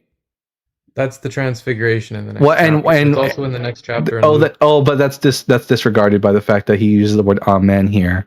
No, it's not, bro. No, what is the function of the word amen? whole stream is Whoa, different. Jordan, chill out, homeboy, chill out. What is the usage of the word amen at the beginning of a sentence? Go ahead. I can read, bro. Prove it. What is the alphabet? Whenever Jesus uses the word amen at the beginning of a sentence, how does it function? What is the alphabet? Whoa, pivot. It's a crazy pivot. When Jesus says amen at the beginning of a sentence, how does that usually function? What's the purpose of doing that? Can you ask me again, please? Yeah, when Jesus uses the word amen at the beginning of a sentence, what is the function of it? Ask again. Well, no, I won't. Can you bark like a dog? Jordan, you're literally the equivalency of all bark and no fucking bite because you have no substance to your arguments. You come up here and you think that you know everything. I don't know how old you are, but you act like a 16-year-old fucking high school boy who cannot be told anything about what they know because they know everything already. Oh, accurate burn, accurate assessment, Ashlyn. Yeah, that is true. Like Jordan, are you ready to bring any substance to this conversation? I'm just waiting to get kicked and muted. And oh yeah, Jordan, I know you want all that. So like just to be clear, everyone, that the reason why Jordan is acting the way he wants to act, the way he's acting is because he's running away. He wants me to kick him. So that's him. That's him. Oh wait, shut up. So actually, that's him. No, that is you running. If you're wanting me to kick you and that's why you're acting the way you're acting, that is you actually. No, you don't. If you wanted to stay, you would actually bring substance to the conversation. You would actually answer our questions and you wouldn't be acting like this. But in reality, Jordan, if you don't start actually engaging with the things that are brought to you, that will be you. I'm just saying now, if you don't engage now, I will kick you. And if you don't engage, that means you want to be kicked. And that is you running. So Jordan, are you actually going to engage with what I said? Be a good boy and don't engage. Yeah. Good boy, don't engage. Be a good boy, don't engage. If that's how, like, you're just making an excuse. Oh, okay. That's a run, Jordan. That's a run. Jordan ran away. Everybody. Good boy, Jordan. Good boy. What a submissive little snowflake. Just so everyone knows, whenever Jesus uses the word amen at the beginning of a sentence, it's because he's affirming something that he just said. The verse the verse which begins with the word amen is a continuation of what's being spoken about in the previous verse. So while Jordan would love with everything in his bones to separate verses 27 and 28, the words of the book of the New Testament just won't allow for that. I lost count of how many flagrant dodges that was. Oh yeah, absolutely. I have to get a dodge counter so that we can keep track of all the times that Christians duck, dodge, and dip. Yeah, Jordan presents themselves as like this like knowing individual on several other panels that I've seen them, and when they're corrected by people, it's very apparent that they have no idea what they're talking about, and so easily dismiss people who have higher credentials, even if they don't have credentials per se going to school, clearly express the knowledge better, and just they're like, yeah. And this is about the last guess, the pedophile one. At Game Master Flash with the $5. Take it easy on him, Ashlyn. He's not used to talking to adult women. Facts. Yeah, I subtly stole a little bit of that to make a point, so I appreciate that comment. Sorry, Jordan. So Jordan comment section says, cope and seethe. Jesus is returning soon. Sorry, no, he's not, Jordan. Jesus said he would return before all the disciples died. All of them died. Jesus didn't return. So prophecy failed. You're coping. You don't have answers, and you just suck ass altogether. In fact, mute. All right. We got here one of one. Are you at least 18 years old? Your super chat's still up, Dalton. Yeah, I am. 23. And what pronouns do you go by?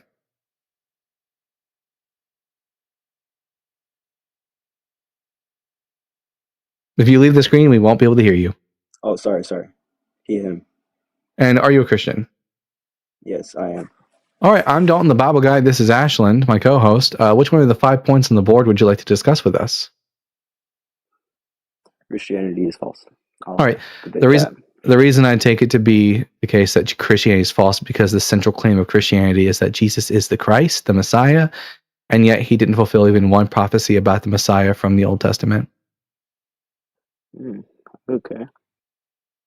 Okay. Well,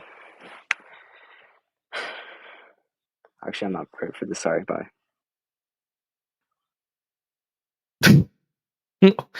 I'll give this a 1 of 1. He's smarter than Jordan and more humble than Jordan. That's a true humility, is knowing when you're not equipped for a conversation.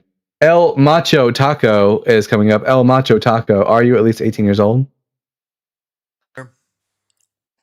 What was that? Yes, sir. 2007. And what pronouns do you go by? I don't have any pronouns. Ooh, could you tell me that again without using a pronoun? I don't have any. Could you do that again without using a pronoun? Without using a pronoun. And also don't eat. All right, that was my bad. Yeah, so okay, but could you tell us that again without using a pronoun? Because you used a pronoun at the beginning of that sentence to tell us that you don't have pronouns. The sound which you heard. No. Well, the sound that you used was an English word, and the English word falls into the category of a pronoun.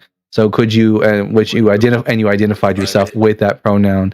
So could you tell us again that you don't have a pronoun without using a pronoun? I'm literally just making sounds. And some of those sounds are pronouns. Nothing when I say. It doesn't mean anything. It's weird because it contains. Physically don't. You're a fucker. That was just a sound. It didn't mean anything. Oh yeah, El Macho is a pathetic snowflake. Don't worry, El Macho. Those were just sounds. Those were just sounds. Because sounds apparently don't make words, and words don't have meaning anymore, according to El Macho. So El Macho, let's stop fucking around. Could you tell us that? Listen, I'm willing to accept that you don't have pronouns, but you got to stop using pronouns for yourself. So El Macho, what pronouns do you go by? Guys, it's either God or grammar, and never both. You have to unmute yourself, El Macho. The little button at the bottom of your screen. There you go. There you go. Or whatever. He, him. Very good. And are you a Christian? I'm not. Even though I did get brought up as it when I was 10 years old. Oh, are you a theist of some kind? I just want you to realize that you're no different. Are you a theist of some kind? I guess that you could say that I'm agnostic. Agnostic, but do you believe in the existence of a God? I don't really like to label myself as such. I more or less just believe in. So you just came up here to waste time? Is that what happened? Well, no, I wanted to let you know different from religious people. What? You're no different from religious people. Oh, you can say that, but no one cares about your opinion. So you're not a Christian. We're only here to talk to Bible believers or people who believe in God. So thank you for wasting our time. From them, though. That's well, unlike them, at least I know grammar. Oh, yeah. El Macho now discovering what differences and similarities are. Yeah. I am a human being like them, yeah. Unlike them, though, I know grammar. Unlike, and Macho, you're more like them than I am, in that you don't understand grammar. So, oops. Pathetic. Yeah, exactly, Robert. Agnostic atheist or agnostic theist. Agnosticism is not a category. At Flash Perez with the $4.99 just passing by to say hi. Howdy, Flash Perez. Good to see you. Thank you for Flash Perezing me. And at Game Master Flash with the $5. Jordan, please stop using Dalton to indulge your humiliation kink. You heard him, Jordan. This is not the place for you to engage in your kink. Man, I would love more than anything to talk to a competent person. The only competent person who's been up on this panel today is Ashland. And I'm a woman, so. Oof. Yeah, a Christian man. This woman is far more competent in the Bible than you are. Ooh. Jeez. Hope that gets you stir fried. All right. I wasn't even saved through holiness and childbearing. You know. Right. You're still damned. God damn you, Ashland. You are always right, Ashland, because you are a woman. Facts. There you go. That's how it goes. Yeah. That's what I tell the people I'm in relationships with. You know. God, good luck to them. No, seriously, good luck to them. I am stubborn. Man, it's just been one like Howard running away from the conversation after the next. You'd think that the Holy Spirit would give these Christians the ability to like withstand and be courageous and to answer questions. But apparently not. Maybe it's because the Holy Spirit doesn't exist and it doesn't give them actually any power. Otherwise, they'd be able to like be courageous and answer questions and not dodge. The man can't help but comment to that. I would. Also, thank you to anyone. If I missed you sending me gifts, I don't always look at my phones, but I appreciate every single one of you. And I do try to thank everyone who gives me gifts. It's not always possible because I am paying attention. I mod in YouTube. I have people Discord messaging me. There's a lot going on. But just know I appreciate y'all. Also, just be clear for everyone, if I don't comment on you giving me a gift, it's because I'm on TikTok Studio on the PC. And when you're on the PC TikTok Studio, it's not as apparent. When someone gives you a gift, you can't like see it on your bubbling up on your screen. The only ones I can see are the ones that like do things like the hat or the Galaxy stuff. Dalton making excuses. Yeah, well, I love all of you, and thank you so much for the gifts. Let's see, and then Jeremiah over here, who did a very embarrassing show a couple days ago, and then you ask them questions at the question, but you don't hold it to your, you don't hold it in your head.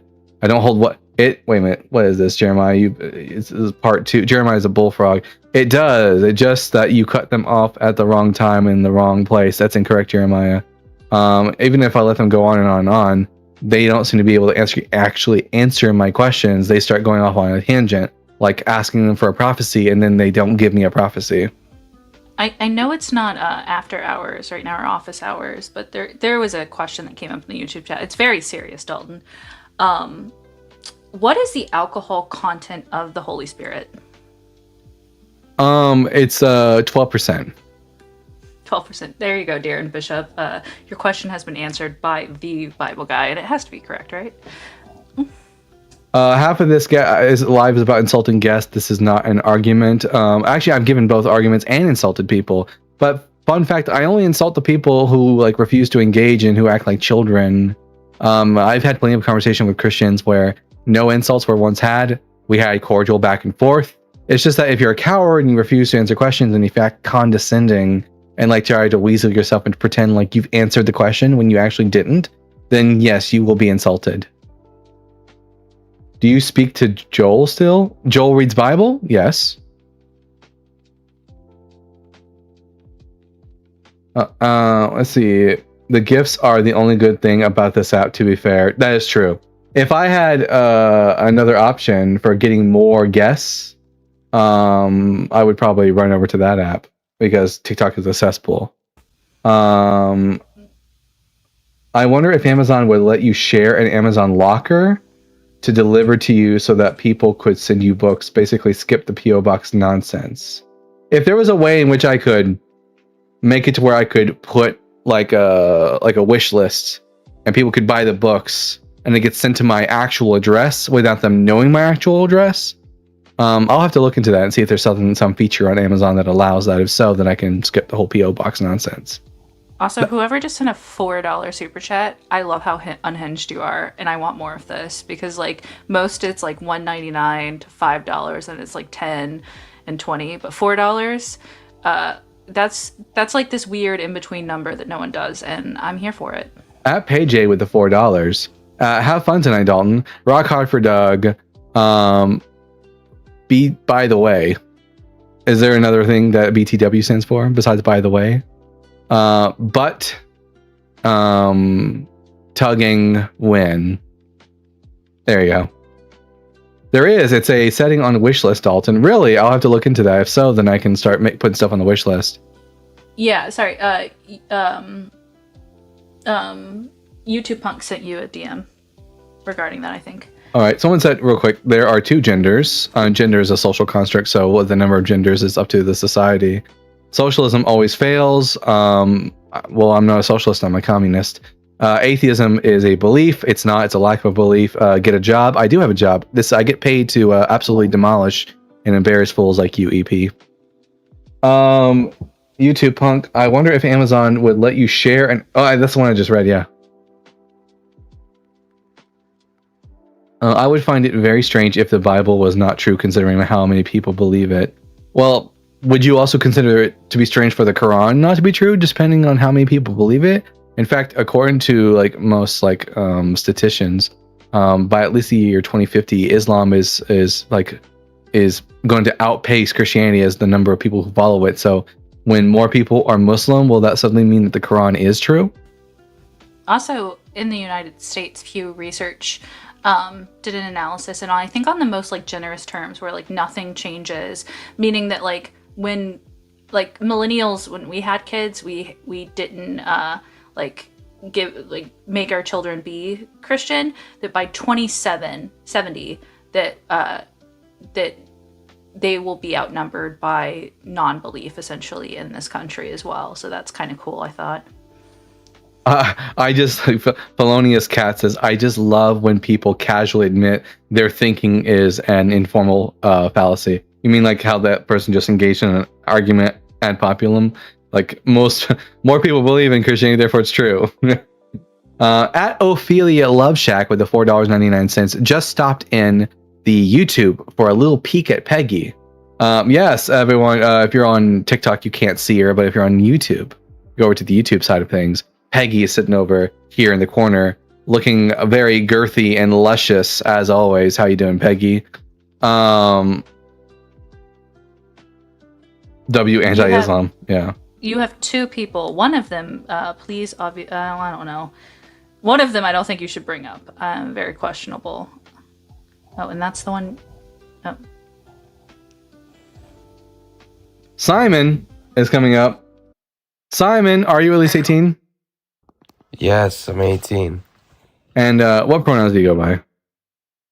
What pronouns? I go by he and him. And are you a Christian? Yes, I am a Christian indeed.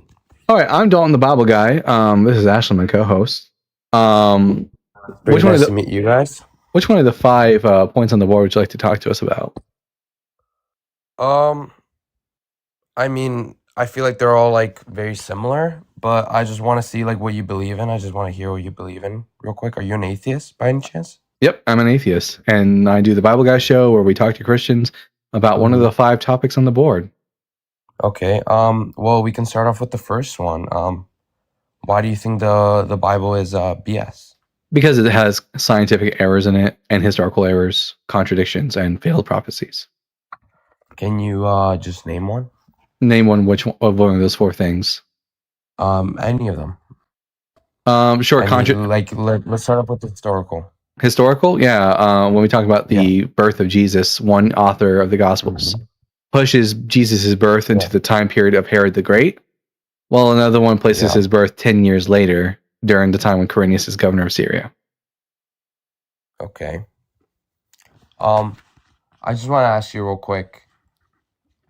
What do you think? Do you only argue with Christians, or do you argue with other religions as well? I argue with Muslims sometimes. If I have a panel that's more theism general in the topic. Yeah. Okay, so I'm gonna be honest. I have never heard that point before, and I won't make a BS response and just try to respond to something I'm not aware of. But I just want to talk about do you think the Bible has changed over time, or do you think the Bible that we have today is the Bible that we've had for the last 2,000 years? Oh yeah, of course it's been changed. I mean, not all that much, but of course it has additions to it that weren't for example, the Gospel of John is one of the most famous examples. In the Gospel of John, we have the story of the adulterous woman called the Percipia Adulterae, which was added around the 4th to 5th century CE. Sorry, you cut off for a second. Can you go back? The story of Jesus with go back for a little bit. You cut out. Oh, no, it was you cut out. Your bars went down. So the story of Jesus with the adulterous woman was added in hundreds of years after the Gospel of John was written, for example. And okay, can I just explain like my faith and the reason why I believe in, and you can like just like ask me questions? It's gonna Would be that be a okay with you? It's gonna be a personal testimony. Not really. It's not gonna be very personal. I'm not gonna like go really deep into stuff like that. Yeah. Why do you think Christianity is true? Well, first of all, well, I'm not really from a Christian home. My parents are not very Christian. My family's not very Christian. Like a couple years ago, I was an atheist like you. My main point of being an atheist was that I've always been a very scientific guy. I always like logic in a sense. Scientifical? Like for me, yeah, for me, like everything must be logical. And I used to tell believers like Simon, God is a Simon, fairy tale. what are the 3 laws of logic? The 3 laws of logic. Mm-hmm. You said you like logic. I'm assuming you would know the 3 laws of logic if you. I'm not aware of them, but can I just finish and then we can just speak on that? I'm not very aware on like terms and stuff like that, but can I just Okay. continue? All right. So you're very logical and you're very scientifical. Yeah, I was gonna go into I love physics. I was gonna go into engineering, but a couple years ago, I don't know, I went through like a tough time, and I don't know, I felt like like kind of like a hole in my heart, and I searched it for like in different places, and I filled my hole I with Peggy.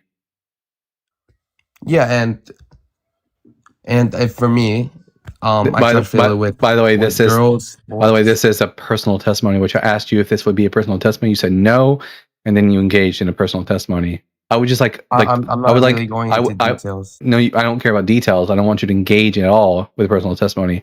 I just want arguments for the idea that Christianity is Alright, true, I'll not skip. personal Alright. testimony. For me, the way I talk to atheists or just people from different beliefs is just narrowing it down. Is there a creator, first of all? And then from that, I have conversations with atheists. Is if there's a creator, which creator is the most probable one? And I feel like an evidence for I don't think there's a creator.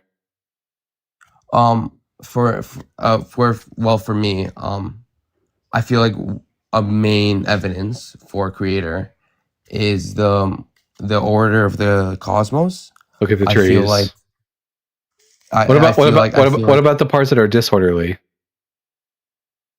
Can you elaborate?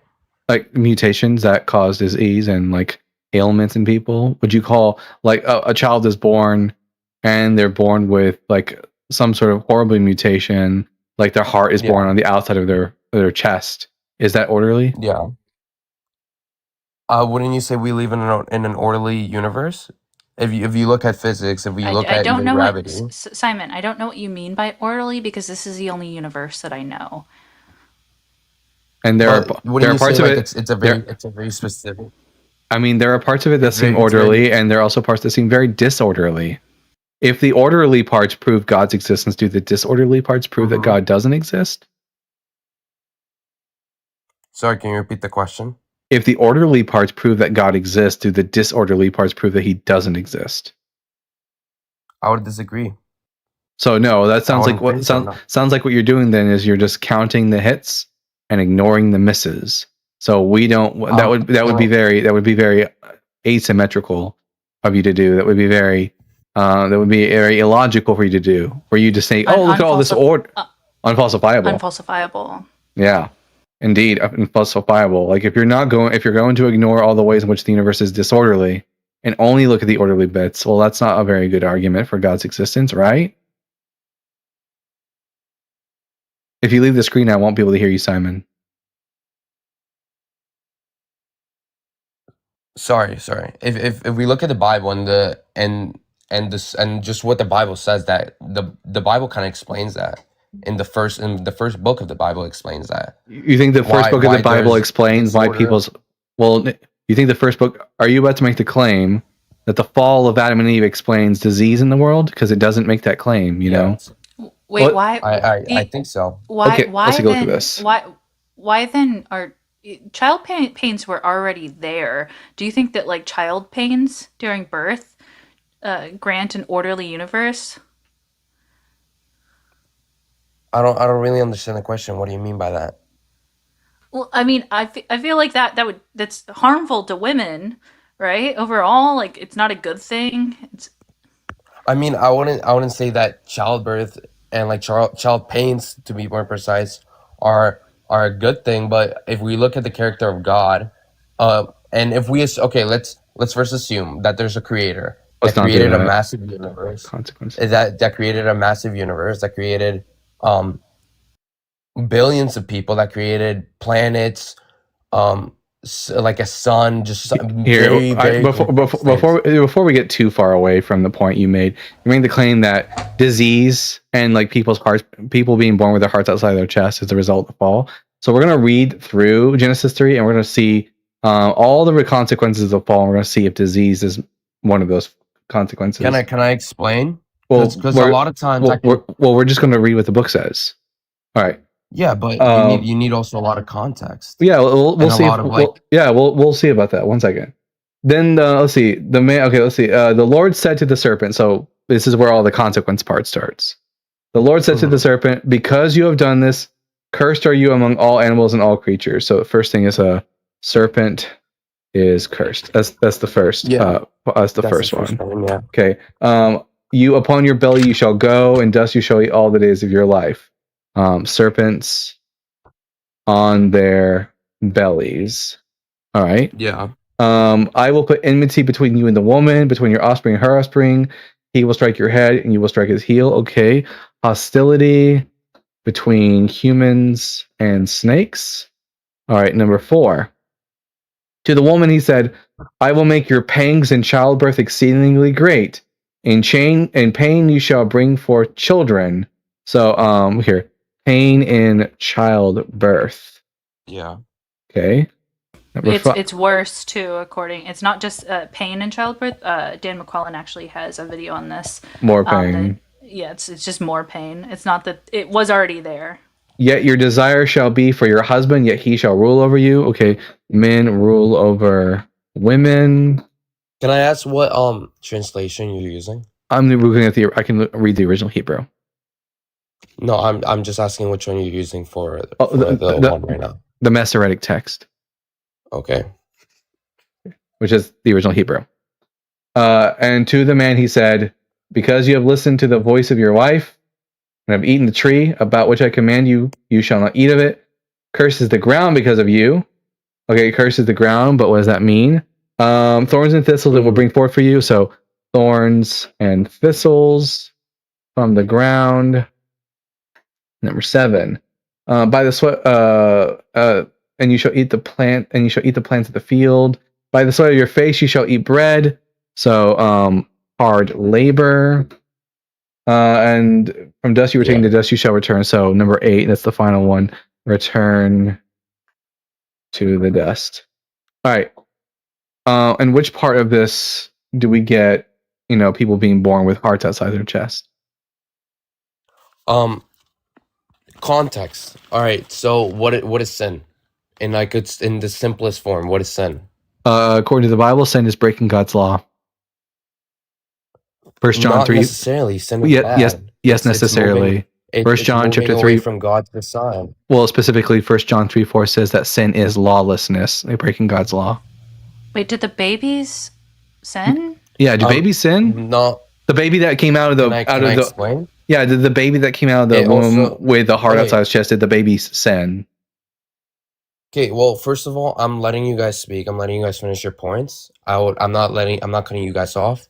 If you guys are gonna ask me a question, let me finish the question, then we can continue on. Yeah, the question. The question is, did the baby sin? But you're not focusing on your do you know what straw manning is? Yes, it's not a straw. no, did the baby This is sin? not. It's not a straw man. A straw man can't. Wait, to be clear, it's not a straw man. A question cannot be a straw man. If I said your position is, and then I said it incorrectly, that would be a straw man. If I'm simply just asking you to elaborate, that's not what a straw man is. So don't use that term incorrectly. Let me elaborate. Let me elaborate. Sin entered into the world, not only into people, right? I mean, In Genesis, yeah, that's why in the thorns and the Genesis, thistles come out of the earth. in Genesis, it talks about that not only humans became wicked, but the world, right? Where? I mean, it doesn't say anything about the world becoming wicked. It It's says from that. context. It's Well, from no. context. Wait. Where?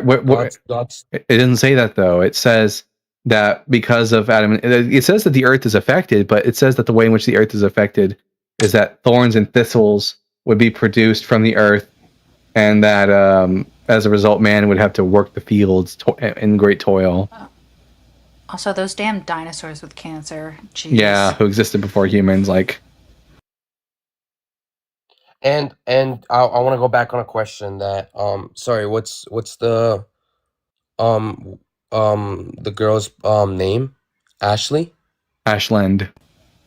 Ashland, sorry. I'm also Ashland, I'm sorry. not a girl. I'm a woman. Sorry, woman. Sorry, that's my mistake.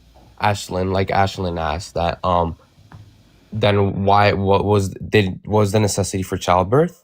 That was a question you asked a couple minutes ago, right? I didn't say what was the necessity for childbirth. That would be a straw man. She pointed out that the Bible doesn't say that women. So the Bible points out that the result of the fall is not that simply women were given pain in childbirth, but that it was magnified. So there was already pain in childbirth before the fall of Adam and Eve. It was just magnified by the fall. So there was already pain prior to the first sin.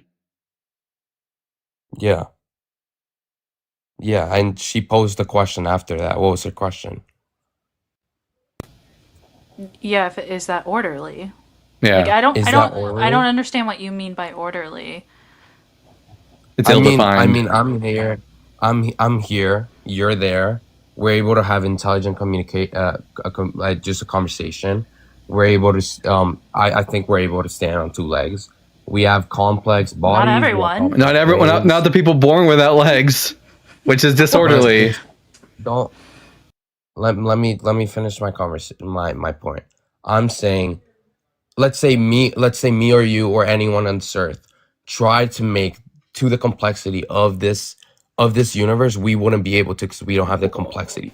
That's irrelevant. Or the Hold on. intelligence for Let it. me get this I'm clear. just saying Orderly is that the- I'm here, you're here, and we're able to have intelligent conversation. Is that what you said? I'm trying to get to my point. May I just ask? can't finish Is that what you said? I just asked you what orderly was. I'm getting. I don't I'm getting need- to my point. But that is how you defined it, is it not? Just a can't yes. finish my Yeah. point, then Just that's a not just a yes or no. Did you define orderly in terms of I am here, you are here, and we are able to have a conversation? Can I finish my point? I'm getting to it. It's not everything is black and white. It can't just be a yes or no. No one. Well, no. Actually, that could be a yes or no because you either did say that or you didn't. True dichotomy. Yes or no. I did say that, but I'm getting to my point. There he goes. But that is not the case for everyone. So there is, if that is how you were defining it, that we're able to have intelligent conversation, and honestly, that's debatable given the context of this conversation. The people are unable to speak. They have intellectual disabilities. Some people cannot walk. So you need to rethink your definition. I don't need to hear the rest of it to know what you just said is not going to define orderly in a way that I can't refute. What do you say? Me and you are complex? Sure, but complexity doesn't equal design.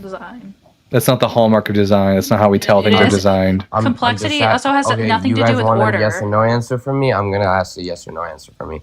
Do you think humans being? As I said, I actually did. Maybe you didn't listen. I said yes, we are complex, but guess what? Complexity isn't the hallmark of design. So I did say yes.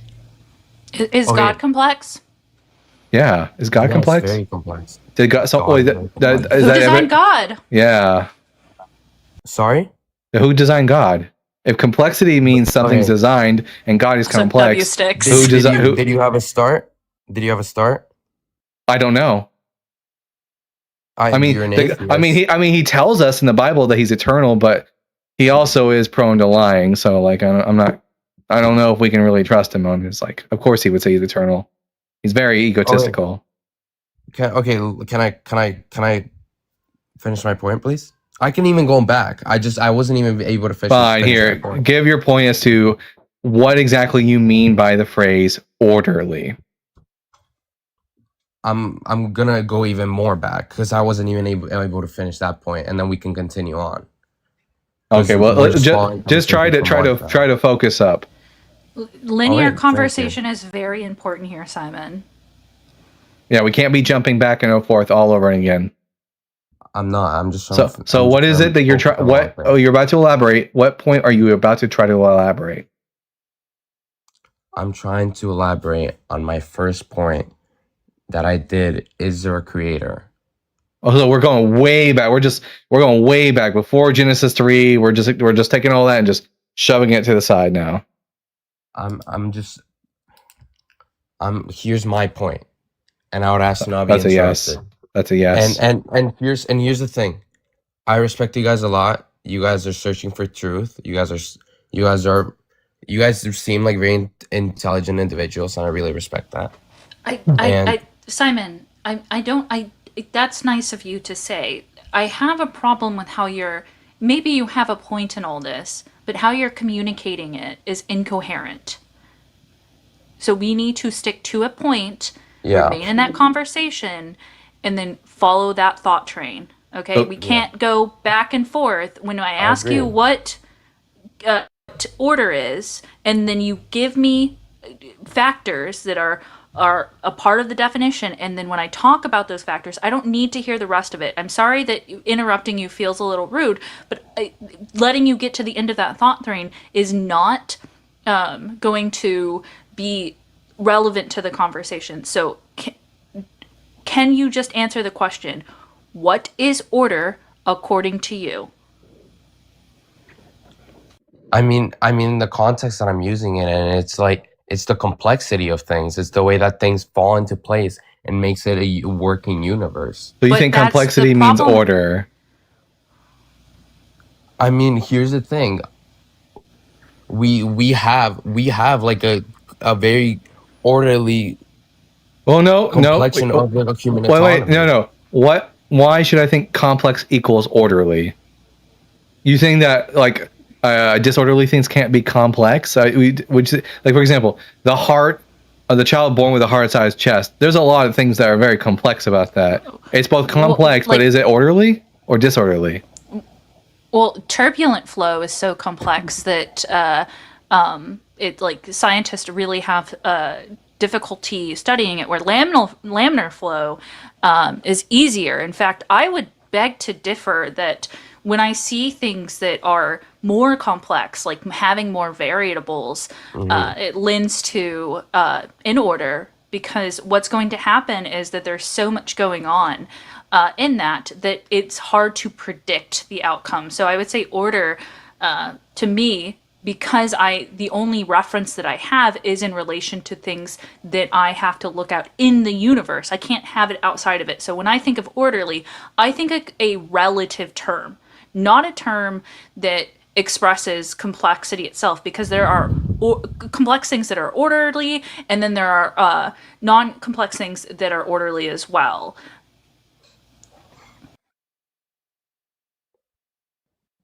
Is that a question or a statement? It was a statement, yeah. Okay. So we're gonna need you to really buckle down and be a bit more specific for us. Like, how can we tell? What do you mean by orderly? Okay, I'm sitting right here and I have my watch right beside me, right? For a watch to work, it needs the things to be able to be placed in the exact place that they need to be for the clock to move clockwise and have a accurate timing, right? Sure, that's how a clock works. If I go into the forest right now and I see a clock, any random clock, right? I'm not gonna assume from the complexity of the clock that it was made from chance. Well, that's because we know for a fact that watches are made by people, and that watches don't occur naturally. So, by the way, this is actually how we tell whether or not something is designed, not complexity. That's not the fact. That's not the factor by which we tell whether or not something is designed. We tell things are designed by comparing and contrasting them to things which naturally occur. We know that watches are designed because we can't find watches in nature. They don't grow in trees. They don't grow in the field. They don't just form naturally. That's how we tell that watches are designed. It has nothing to do with complexity. What do you Which say? is we, ex- exactly, which what is do you say we exactly came from chance? what. I don't know that we know that there could be in any other way.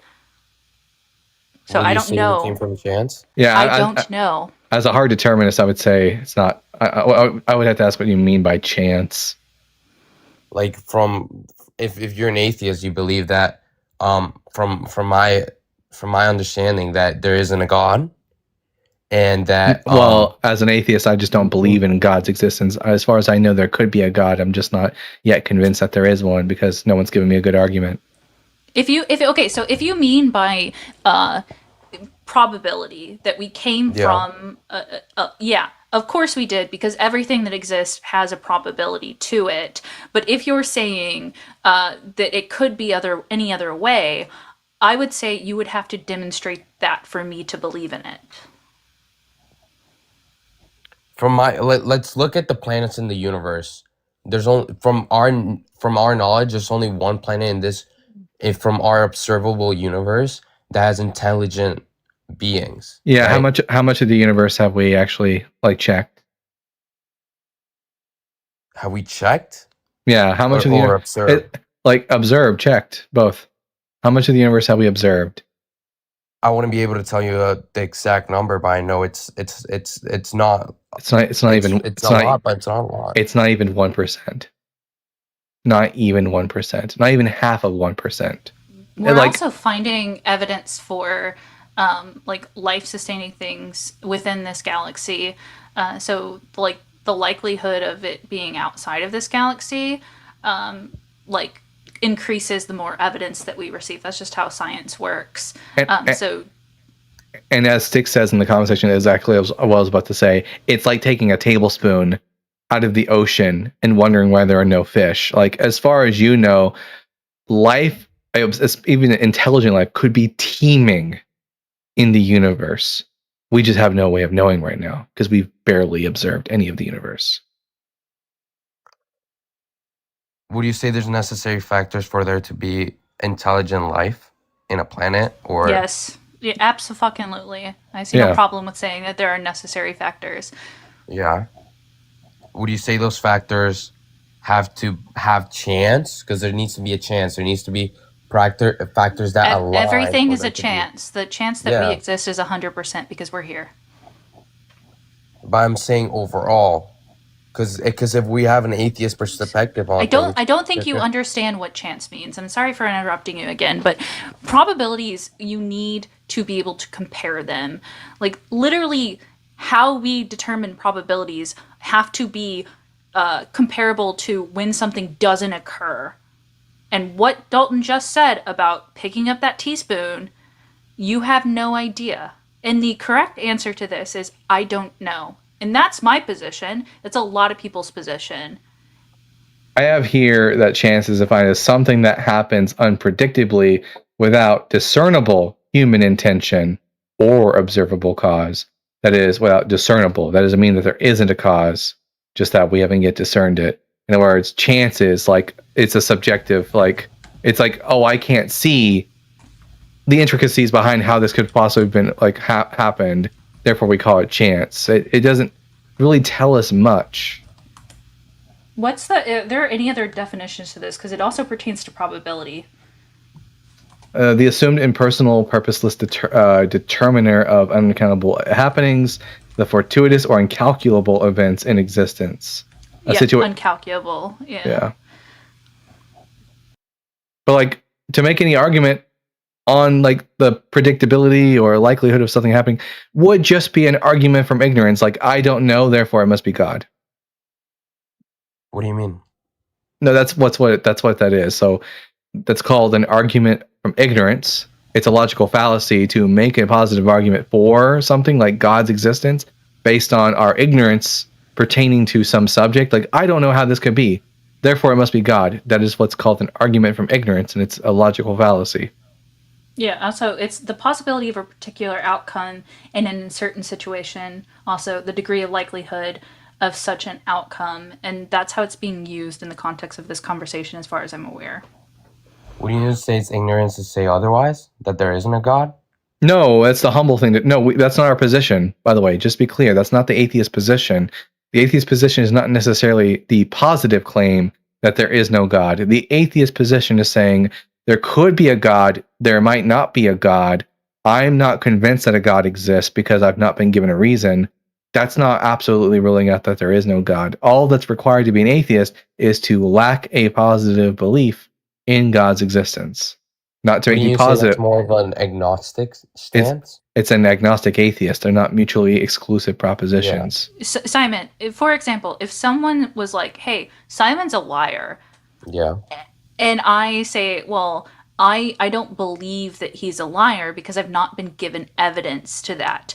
I would take the agnostic, sorry, pause or negative claim. I think that would be the negative claim. Yeah, the agnostic negative claim, meaning I'm open to the fact that you could be a liar, but I'm not going to believe that Simon is a liar until it's been demonstrated to me.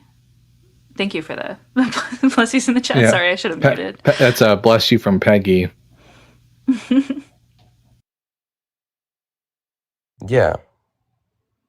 And that makes sense. But in my opinion, or not even opinion, just looking at the facts and the evidence is just so overwhelming that it's almost impossible to argue against the existence of a creator. Well, it's not impossible. It's not impossible. Well, if that's true, then I do the impossible every day. You've yet to give us like this undeniable evidence for God's existence. All you've done so far is provide an argument from ignorance fallacy.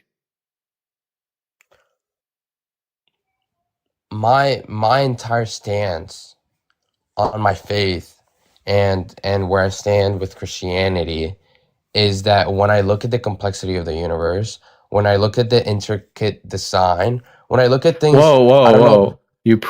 Now you're begging the question. You don't get to call it intricate design until we actually know there's no design if there's not a designer. It's just it's not design. It is complex. I'll grant you that, but we don't get to call it design until we demonstrate that it actually is designed by a designer.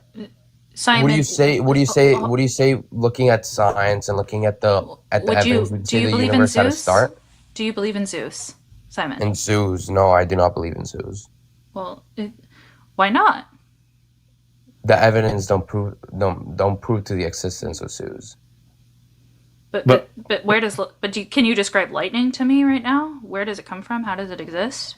Lightning? Hmm? I don't know the exact scientific reason for lightning. I learned it through 3 years ago in grade 10 science, but I've seen the scientific explanation of why lightning happens. So the people prior to this who didn't know where lightning came, how lightning came about, they should believe in Zeus. What do you mean? Well, they didn't understand how lightning was able to happen naturally. They had no natural explanation for lightning. So were they justified in believing in the existence of Zeus? I get where you guys are coming the point from. You guys are saying that because we don't understand enough, we can't just say that there's a creator. Right. Which that's the honest thing to do at this point is to say, I don't know where the universe came from. But again, complexity, I can't say this enough, complexity is not the hallmark of design. Something being complex is not how we know something's designed. What you're doing is the same thing the ancient peoples did for their gods. You're engaging in ancient style of thought. You're saying, I don't know, but when I look around, I assume that this is the case. Because how else could it be? I'm not assuming there's a case. I'm using logical reasoning. You couldn't describe the 3 laws of logic earlier. Also, you engage in a logical fallacy, so that's not logical reasoning. I'm using logical reasoning to state that it's logical for there to be a creator, because you something haven't that you has a start. you no you wait something that has a has a start. start. I don't. Something that has a start. What do you think has a start? Don't say the universe, The because we don't. universe. Whoa, okay, provide evidence for that. Evidence. Yeah. If you look at the majority of Whoa, just like scientists. watch out before you make that claim, buddy. Hold on. Okay, let's go on hold that on. I do claim. have to. I really hate doing this, but I do stand up my laurels. Simon, are you in the United States? No, I'm not in the United States. In Canada? Yeah. Okay, then. No, okay, give me a second. By the way, the majority of scientists don't believe the universe had a beginning. You are aware of that, right, Simon? 68%. A recent poll has actually said 68% of physicists don't hold to the idea that the universe had a beginning. Simon, what's a T4 slip? A T4 slip? T4 A what? slip. A T4 slip. I don't know. What is Simon, what does God say about liars? it? That liars are bad. That you shouldn't lie. And Did you lie about your age? 2008. You've never had a job? No, I've never had a job. No.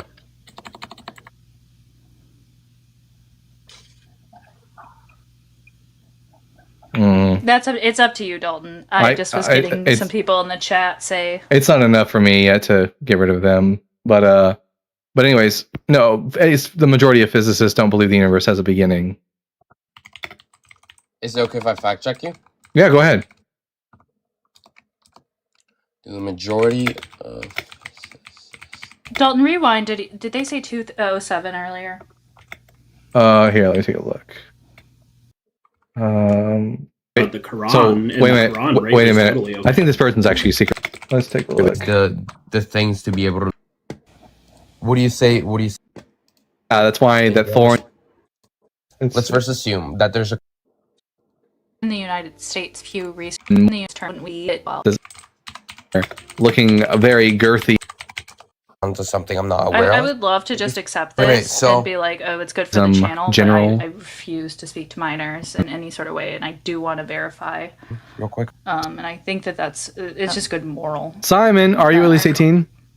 So Yes, I'm 18. I mean, And what pronouns do you go by? I just searched it up here, and What from what pronouns? I'm seeing I in go my by, screen he and is that him. about 60 And are you a physicists this believe is that the Big five Bang points on the board. Would you like to talk to? simply Like they're all describes like the universe. very Well, similar, I can't but hear you. I I just want to see like what you. I'm sorry, believe you in, can't what tell, you but I'm believe in. I'm listening to You're an something else right atheist by any now. chance? Yep, I'm an atheist, and I do the Bible Guy show where we talk to Christians about one of the 5 topics on the board. So he didn't say a year earlier. okay. I'm reading chat comments to be fair. So Simon, I apologize if I'm accusing you. I'm just I do take anyone that's saying this very in chat. Please, if you don't know, I would just say that I'm going to take the chat seriously and listen to what you'll have to say. So please don't do that if you're not sure. So, latest ever survey of physicists put standard model of cosmology at scrutiny. We have 20% of physicists hold to an absolute beginning of time with a singularity at its start, 5% with an absolute beginning of time without a singularity, and then a whopping 68% of a hot dense state which may or may not correspond to a beginning of time, 4% for other, 3% for no opinion. Majority position among physicists is not to hold to a beginning of time.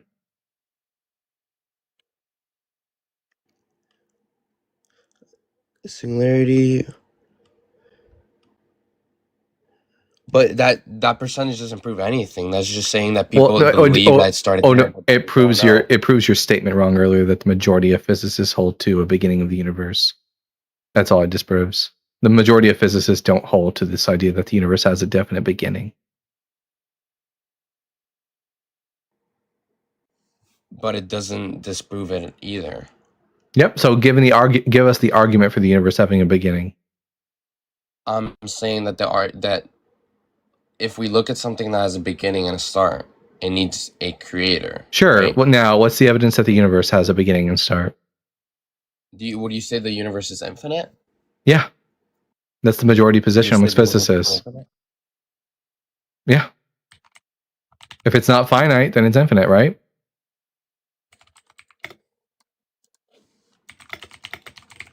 Hold on, I'm searching up something.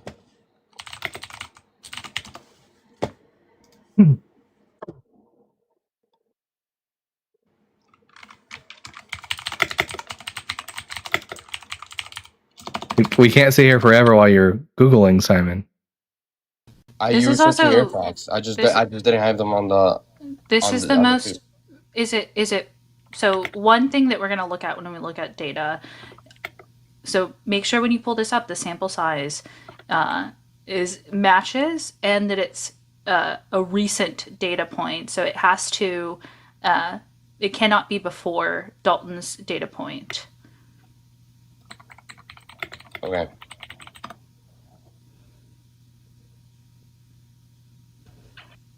So why should we take it to be the case that the universe has a starting point? Why wouldn't you say it hasn't? What? Why wouldn't you say it hasn't had a start? Because I've never heard a convincing argument for having a beginning. Okay, then give me a convincing argument that it doesn't. Well, I don't have to. I hold the default position. I don't know whether or not the universe has a beginning or if it's infinite, but I'm definitely not going to hold to the idea that it is finite if you can't provide a good argument for that. Now, we'll say this, you can't get something from nothing. We do currently have something. Therefore, it's more likely that there was never nothing and always something. Because I have no evidence for the supernatural and only evidence for nature, the logical conclusion there is that it's nature that's always existed.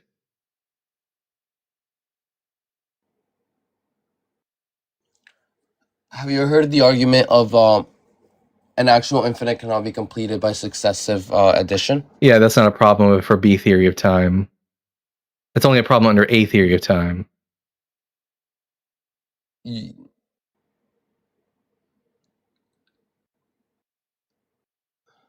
What do you think about the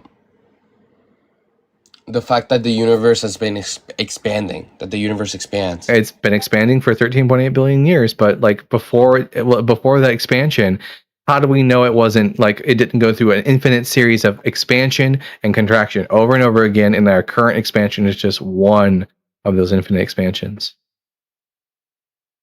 How did we roll that out? Here's my point on the infinity or finite of the universe. If the universe had an infinite past, right? Okay. Then there would be an an actual infinite number of events that occurred before today. Yeah, that's fine. But past events happen successively, Incorrect. one after another. Incorrect. Not You under, can't not complete- only under A theory of time, not under B theory of time. Under B theory of time, all moments of time are equally real and happening in one eternal now. We just like in the like our experience of time is like an illusion.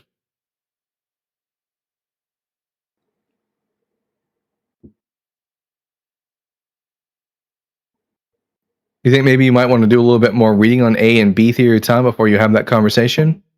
I just don't think it's very wise to have a stance on a point and just do the default. I don't think that. I think it's not wise to have a position on something you're not well read on. Wait, you mean you don't think that it's wise to say that I don't know when you don't know something because in this scientific endeavor, we don't have all the answers? That's Because the most wise thing to do. Saying that we know in the past has led to a lot of problems. Yeah, scientists have been proven wrong throughout history. Many And you know how they get proven wrong? Through science. yeah, the through more data. science and more things that So we you- So that we learn. it's learning. Yeah. Yes, it's so you don't have the data right now, and that's fine. We don't have the data either, and that's also fine. But what we don't do, hopefully you would take from this, is jump to conclusions on an unsubstantiated claim, which is what you're doing. We're saying it's fine that we don't know. We're not justified in believing in the thing. Would you guys believe that if there was a creator, let's say, there would need to be infinite to be able to create such a complex universe? I don't know. I don't know. Well, I think the logical and probable answer would be yes. But I don't think you can claim logic. Again, you don't know even. What's the contradiction? Yeah. What's the P and not P? What makes this logically illogical? I'm saying that it's logical for you to say You don't know what that logical if is. What you're really meaning to say is my common sense tells me, which isn't logic, and your common sense can be wrong. How do you live your life? I do it through logic and reasoning. Yeah, through I actually engage in reasoning. I don't just say whatever my common sense tells me is true. So Simon, I'll give you an example. prove anything? Yes, to a high degree of certainty. Okay, but can you prove anything to 100%? Yeah, No, I can. neither can I can you. prove that 2 + 2 = 4. That's I mean, yes and no, but like when it comes down to it, like when you're asking this, this is going to backfire on you in so much degree. If we can't do this, then you can't claim God or anything exist at all. Mm-hmm. It's a sophist position. It's bad for you. It's self-refuting, Simon. I don't think so. If you can't, so if no one can claim anything to 100%, then you can't even claim that you exist right now. Yeah, I agree with that. I can't prove. It's self-refuting. I can't prove that I'm not sitting in a warehouse crazy. No, but you can at least prove to yourself with absolute certainty that you exist. That's an axiom. Can I prove to myself right now that I'm not in a dream? No, that you exist. No, to not a hundred. Okay, Simon, to a high degree of certainty, I know that I exist. Yeah, to a high level of certainty. From what? From what do you mean? From what? I don't know what that means. From evidence, right? From probable evidence. And do we have evidence that God exists? I have yet to hear it in this conversation. Right. Yes. Okay. You're just leaning on the point that since we don't know enough, we just can't know, which is just I think we know enough to say, for example, do you agree with me that you can't get something from nothing? No, I don't think you can get something from nothing. I agree. Do you agree with me that we do currently have something? Yes. All right. Now here's where we are going to disagree. I don't think we have evidence of a supernatural. You do. And because I think that all we have is nature, and you can't get something from nothing, that nature must be the thing that always existed, unless you can now provide us with evidence of the supernatural that could give rise, be the origin and explanation for the universe. You cut out for a second. Can you go back 5 seconds? I said, and I quote, that we have evidence that of nature. We don't have evidence of a supernature. Therefore, whatever is going to be the origin and explanation for the origin of the universe, if it has a starting point, is going to be something natural. Okay? Unless you can provide evidence that the supernature exists. Simon, do you know the difference between inductive and deductive? Inductive and deductive. Reasoning, yes. Yeah, to an extent, yeah. In doing so, you're looking it up. Fuck me. Yeah, I know something about it. Click, click, click, click, click, click, click, click. We can tell when you leave the screen. Sorry? I'm not leaving the screen. I just got a battery notification. I'm on my computer right now. Okay, Simon, did Dalton just give you an inductive or deductive reasoning for why he doesn't believe the universe had a starting point? Inductive or deductive? Did Which he give one me was it? a reasoning? Yeah. I would say it's. You have I would think it's 50%. inductive. No, you had a 50% likelihood of getting it correct, and you are wrong. It was a deductive argument. It's deductive. Started with general premises, reached a logical, certain conclusion. It's like saying Specific, all humans are mortal. Socrates is human. Therefore, Inductive Socrates is very mortal. likely. And the same It's way, very likely. you can't get something from nothing. We have something. We don't have evidence of a supernature. We have evidence of nature. Therefore, what's most likely to be true is that nature has always existed. Yeah, I would say that deductive is if something at the start is true, Well, what have I said that's not true? What have I said that's not true? and then the inductive is it's the most highly likely. No. You can't. You don't make that claim in this type of reasoning. But by the way, we That- can hear that would- by the way, we could hear you clicking clacking on your keyboard, just so we're clear. Yeah, I know. Maybe is I know. Styx still in here? Maybe Styx can Well, the come up problem, and the explain. thing is, we've been going on for 48 minutes, and I got guests waiting. So, Simon, I suggest in your spare time, you do a little bit of research into what's called A theory of time and B theory of time. Then we can have Can I- that conversation can I about do a the leading infinite point? regress. Can No, I it's do a your. leading plan? No, we're out of It'll time. take me a minute. It'll take me a minute. I haven't been able to make Okay, a. I'll listen. I will give you 2 whole minutes to say what you gotta say. Okay. All right. For you to come to any type of religion. Anyways, all right. I'm gonna read a super chat here, and then we're gonna move on to Robert E. Lee Boy at Shishito5 with the $19.99. Dalton, you and Ashlyn rock like Doug style rock. Ashlyn and her womanhood is going to scare the shiz out of the alpha males. Absolutely. By the way, notice that. My goal in life is to scare males. How many times can you count on your fingers that I've been called a boy on this live? None. None. How many times Well, have you been not in a way that was like. How many times have you been actually- called a girl?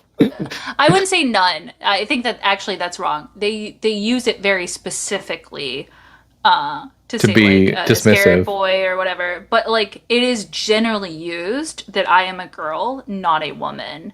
And I know this sounds like petty to a lot of people, but there is this type of misogyny that exists, like kind of like a lot of other oppressed groups where it's like these subtleties in terminology used to where even if it's not meant, it is in that sense a degradation.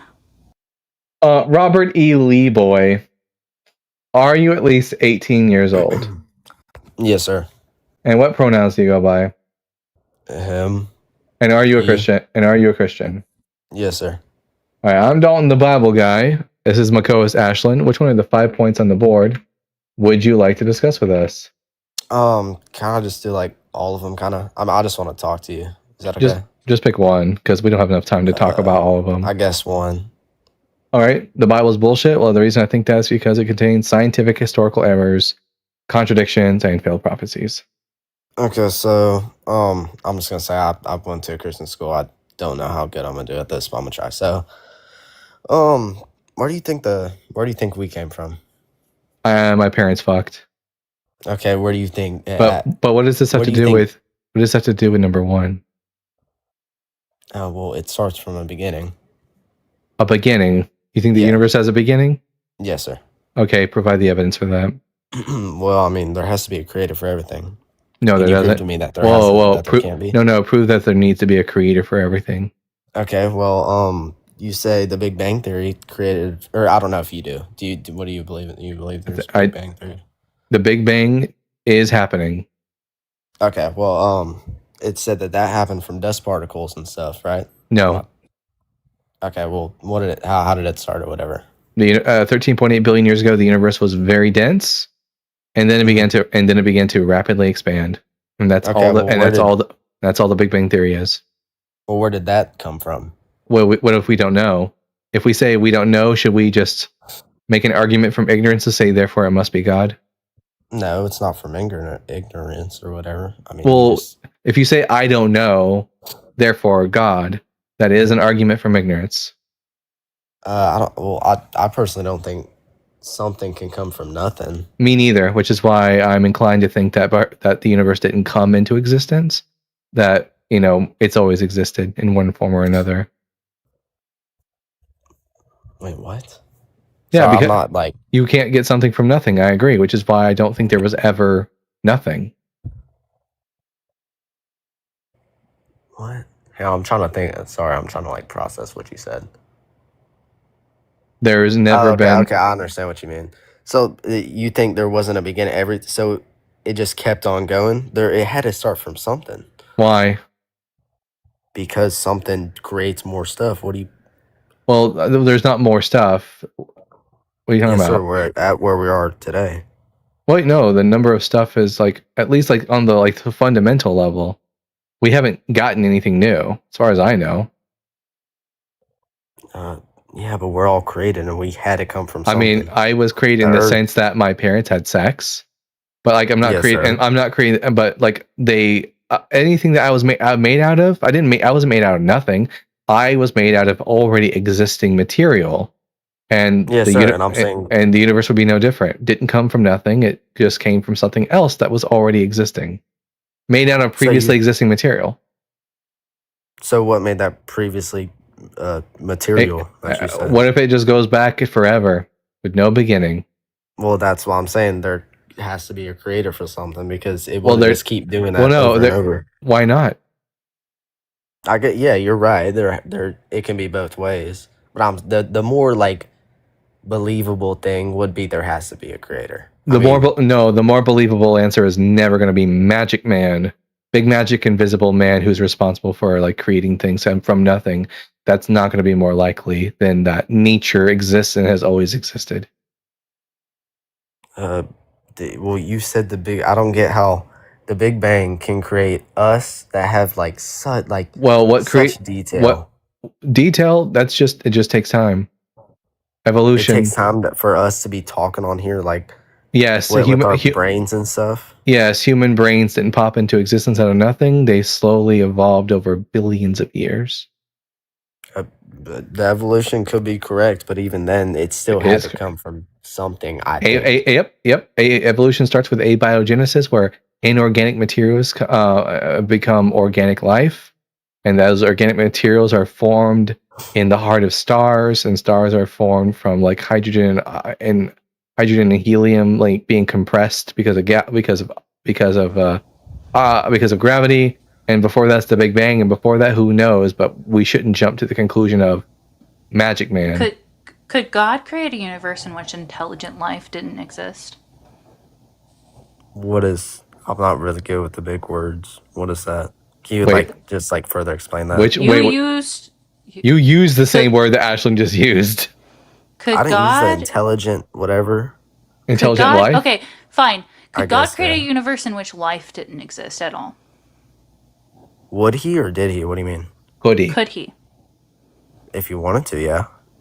What would your evidence be then? We wouldn't have evidence because we wouldn't be here.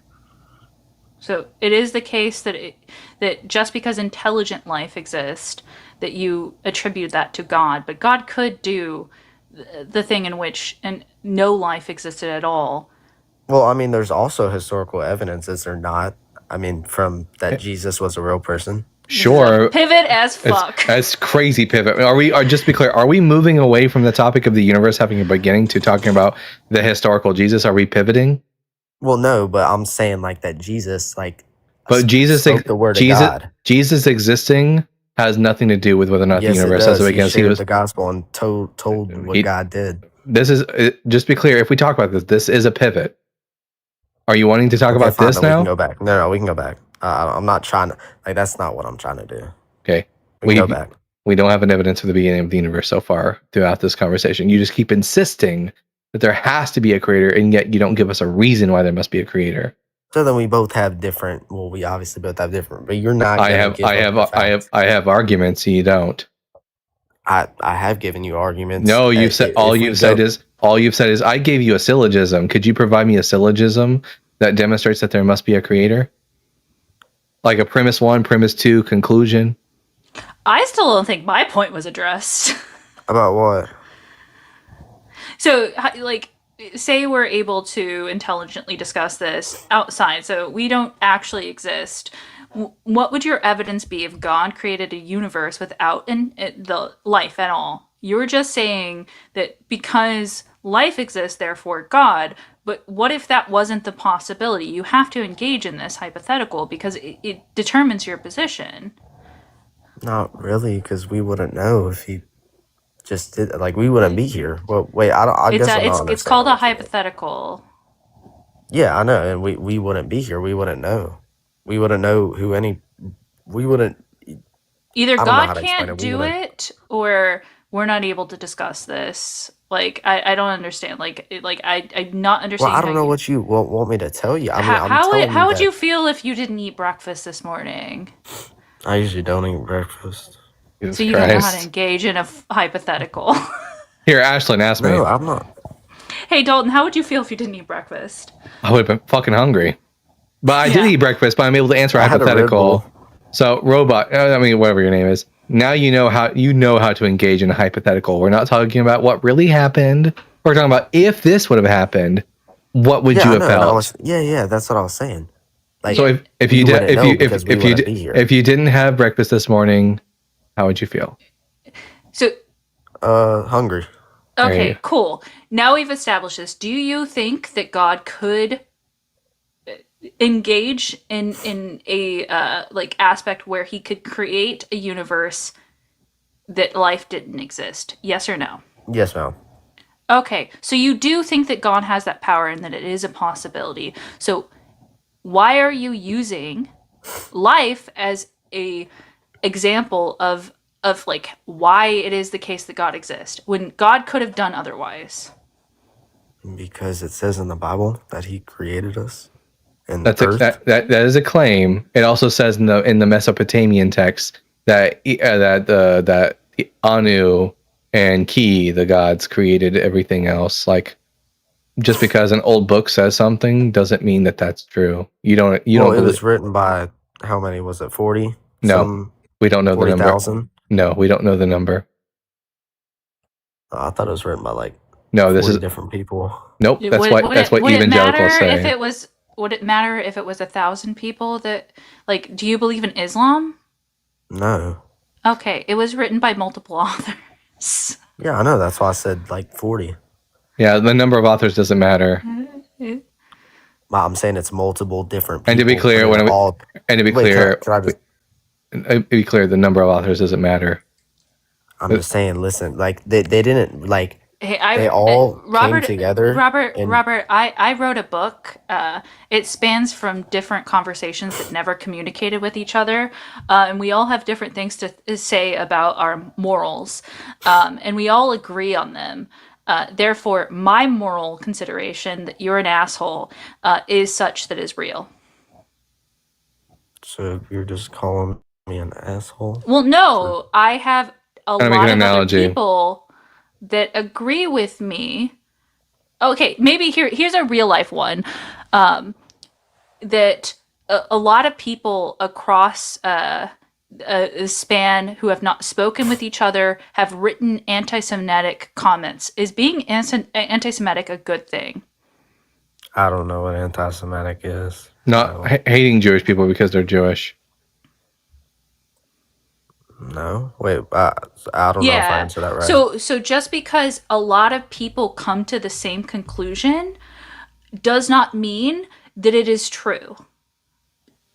Yeah, Tons you're of- right. You're right. Yeah. No, you're right. But I'm just saying, like, it's pretty crazy that however many authors came together and wrote like the same thing. They didn't. They didn't write the same thing. They didn't write the same same thing. Genesis 1 and Genesis 2 don't even say the same thing as each other. Dude, the gospel yeah, I accounts guess don't they're even make different. sense. They can't even decide on when Jesus was born. No, Robert, Genesis 1 and Genesis 2 both talk about the creation of the world, and they contradict each other on the details. How? For example, what came first, man or the animals? Oh, I actually know this one. Well, birds and fish came first, and then No, just man like came on the sixth day. just land. Okay, what did the man was man made after all the animals or before? Well, man and livestock were made on the sixth day, so I guess after. After, okay, you would be right if we're talking about Genesis 1.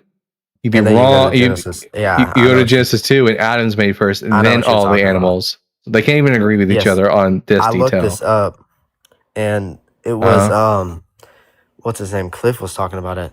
Cliff. It was something about how oh boy, not Cliff. yeah, he's good with his God, I wish. debates. No, he's not. I wish he would call in so I could spank him and get this over with. Wait, can you read me the verse so I can or whatever it was that was contradicting? If you can, if not, it's okay. You want to see the passage where it talks about Adam being made first and then the animals? No, maybe it's not the same one then. Then the Or Lord. is it? Yeah, you can show me. In verse 7, God makes Adam. And then we say in verse 18, then the Lord God said, it is not good that man should be alone. I will make him a helper as his partner. So out of the ground the Lord God formed every animal of the field and every bird of the air and brought them to the man to see what he would call them. So Adam is made first, then all the animals. But in Genesis 1, yeah, I know. I looked that one up. all the animals get made first, and then Adam gets made. I'm trying to think of because I researched that same thing probably about a year ago. But Robert, when we look at Genesis 1 and Genesis 2, I don't think that maybe you have an apologetic, but I've looked at the scholarship as well. In fact, in my Bible, it says another account of creation. When I look at the biblical text, I don't see that it gives me explanations for anything in Genesis. Do you even see that? That is I guess this is kind of off topic, so I probably shouldn't go there. Sorry, Dalton. My fault. Yeah, so the authors are not all saying the same thing. That's one of the reasons why I reject the Bible. Because, as we said, not only is it scientifically inaccurate, but the contradictions. The authors cannot agree with each other on most anything in the Bible, other than that women are below men. Do you have proof that they don't? I mean, obviously they don't say the exact same thing. Who killed Goliath? Shoot, what was his name? That slingshot dude. David? Oh, wait, hold up. I don't. Yeah, wait. No. Was it? Yeah, it was. Yeah, David. And in 1 Samuel 17, David kills Goliath, unless, of course, we are reading 2 Samuel chapter 21, verse 19, in which case it's Elhanan who has killed Robert, Goliath and not David. Have you read the Bible? Yes, ma'am, I have. Well, I was gonna say at the start, but I didn't want to y'all to kick me for. I was gonna say it. So I'm 18 and I went to Christian school growing up. I just wanted to try to get on here. You did say that you went to Christian school, and you said you're 18. Those are two things we established at the beginning of the live. Dalton, do you want to show this individual directly what you're talking about? Yeah, I mean, here we are, 2 Samuel 21, verse 19. Then there was another battle with the Philistines at Gob, and Elhanan, son of Jair-Orgim, the Bethlehemite, killed Goliath, the Gittite, the shaft of whose spear was like a weaver's beam. And yet in 1 Samuel... another Goliath? No, it's Goliath the Gittite. Oh, okay. Well, yeah, I'll look that one up. Can God change his mind? God can do anything. So God can change God can change his mind. If he wants to, yes, sir. Interesting. Numbers 23, verse 19 says about God, God is not a human being that he should lie, or a mortal that he should change his mind. Have you heard of the Trinity? Yeah, I've heard of the Trinity. It's not biblical. But what does the Trinity have to do with the fact that it says here that he cannot change his mind? God is not a human being. Oh yeah, that's another reason to reject, by the way. Meaning, if he was a human being, then he can Well, yeah. Well, it says in Malachi 3:6 that the Lord does not change. So did God change? Change what? From being deity to being human. No, it's the Trinity. The Trinity is not biblical, buddy. Yes, it is. It's not. It's like H2O. Okay, you have water. It's not like H2O. Ice. That's a heresy. Just can I finish what I'm saying? That's a heresy. That's modalism, buddy. That's a heresy to teach that God goes from in the example you're giving where water becomes steam, which becomes ice or whatever. It's only ever water. Yeah, that's the example you were giving right there. That's not what I'm saying. I'm saying they're all the same thing. Well, no, but are they? For example, when you have water, is it water, steam, and ice at the same time? 100%. No. Is Jesus 100% God? Yes, sir. Is the Holy Spirit 100% God? Yes, sir. Is the Father 100% God? Yes, sir. Are they all different persons? Yes, sir. So you have 3 persons that are all 100% God. That's not the same. 3 persons and 1 God. So that's not the same as the analogy you give, because ice doesn't remain ice. It becomes water and becomes steam. Obviously, it's not like exactly like yes, that. it's a heresy called modalism. But again, water, the Trinity's ice, and- not in the Bible. Robert, I have a question for you. Would you say that Yes, ma'am. God is good? Yes, ma'am. Okay, and like the Bible says that God is good, right? Yes, ma'am. Would you say that it's a good thing to punish children for something their parents did? No, ma'am. Well, So, oh gosh, I was doing that one too. Is that the? I'm trying to think. No, it's not the free. God gave us free will. no. No, well, He did give us free will. That's it. With That's not people biblical, talk but about- I'm not on that. Is God good? And does Yes, the Bible ma'am. state that in your okay? So, and you said that it wouldn't be good for God to punish children for something their parents did. God's not punishing them. How? Well, that's in the what way? direct language that's used. In Would what it be way? good? Yes or no? Would it be good if God did this? Yes. It would be good for God So to you punish think- innocent It's for His people. grace. Good for God to punish innocent people. What innocent people are you talking about? The babies. Like the babies. The second commandment, Exodus 20, verse, I think it's 4-5. I am a jealous God, punishing children for the iniquity of parents to the 3rd and 4th generation. Can you restate that? My fault. I am a jealous God, punishing children for the iniquity of parents to the 3rd and 4th generation. What about it? Are you asking a question? Or are you just stating like? You think that that's good, and that's not a contradiction to say that if God is good, that would be a good thing? Yeah, punishing innocent people for the crimes of others is a good thing in your worldview. Is that it? When you say innocent people, that can mean anything. wait. I mean, it could be. No, innocent doesn't mean anything. Innocent has a specific meaning. It means not guilty. Yes, meaning it could be multiple different. Okay, is it good to punish someone for a sin they did not commit?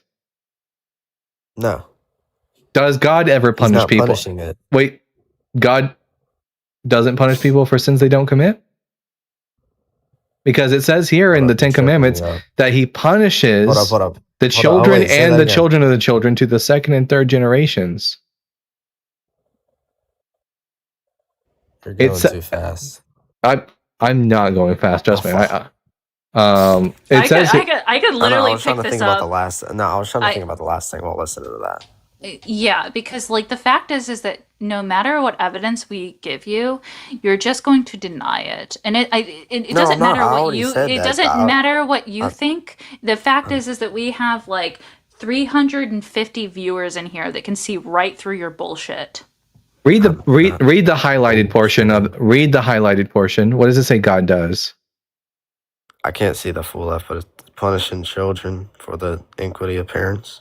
Punishing children for the iniquity of parents. So Iniquity of children. parents. So it says literally here that children are punished for what their parents do. Is that right and just to punish an innocent individual for sins they did not commit? If it was their parents' fault, then yes, then they have God gave us So free so will. wait. So if your parent, well, free will has nothing to do with it. If your dad commits a murder, should we throw you in prison? I mean, that'd be up to the judge or whatever. Would it be just? What do you think justice is? What do you think that word means? Justice? Justice. I don't really know. Like freedom, maybe?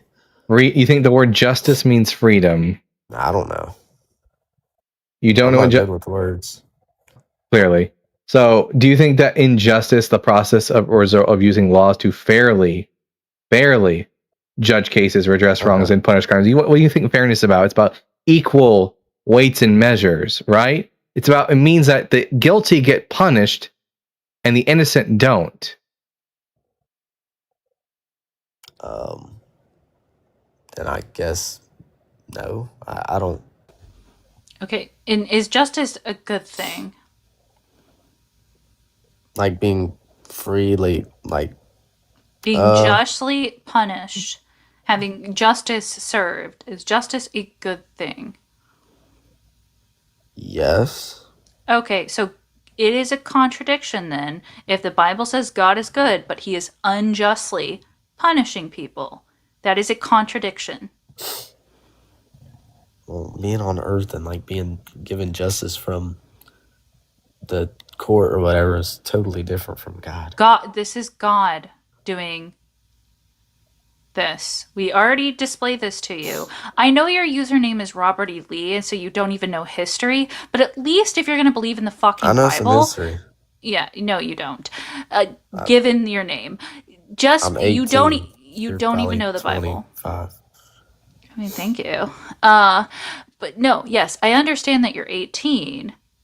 It doesn't mean that you can't understand the attributes of the book that you claim to have read.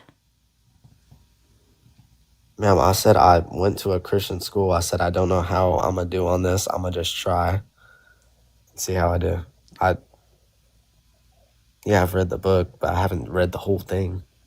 That's not the problem with this conversation. There are people who are biblically literate that could track conversation as simple as what is justice, and they just don't go, I don't know.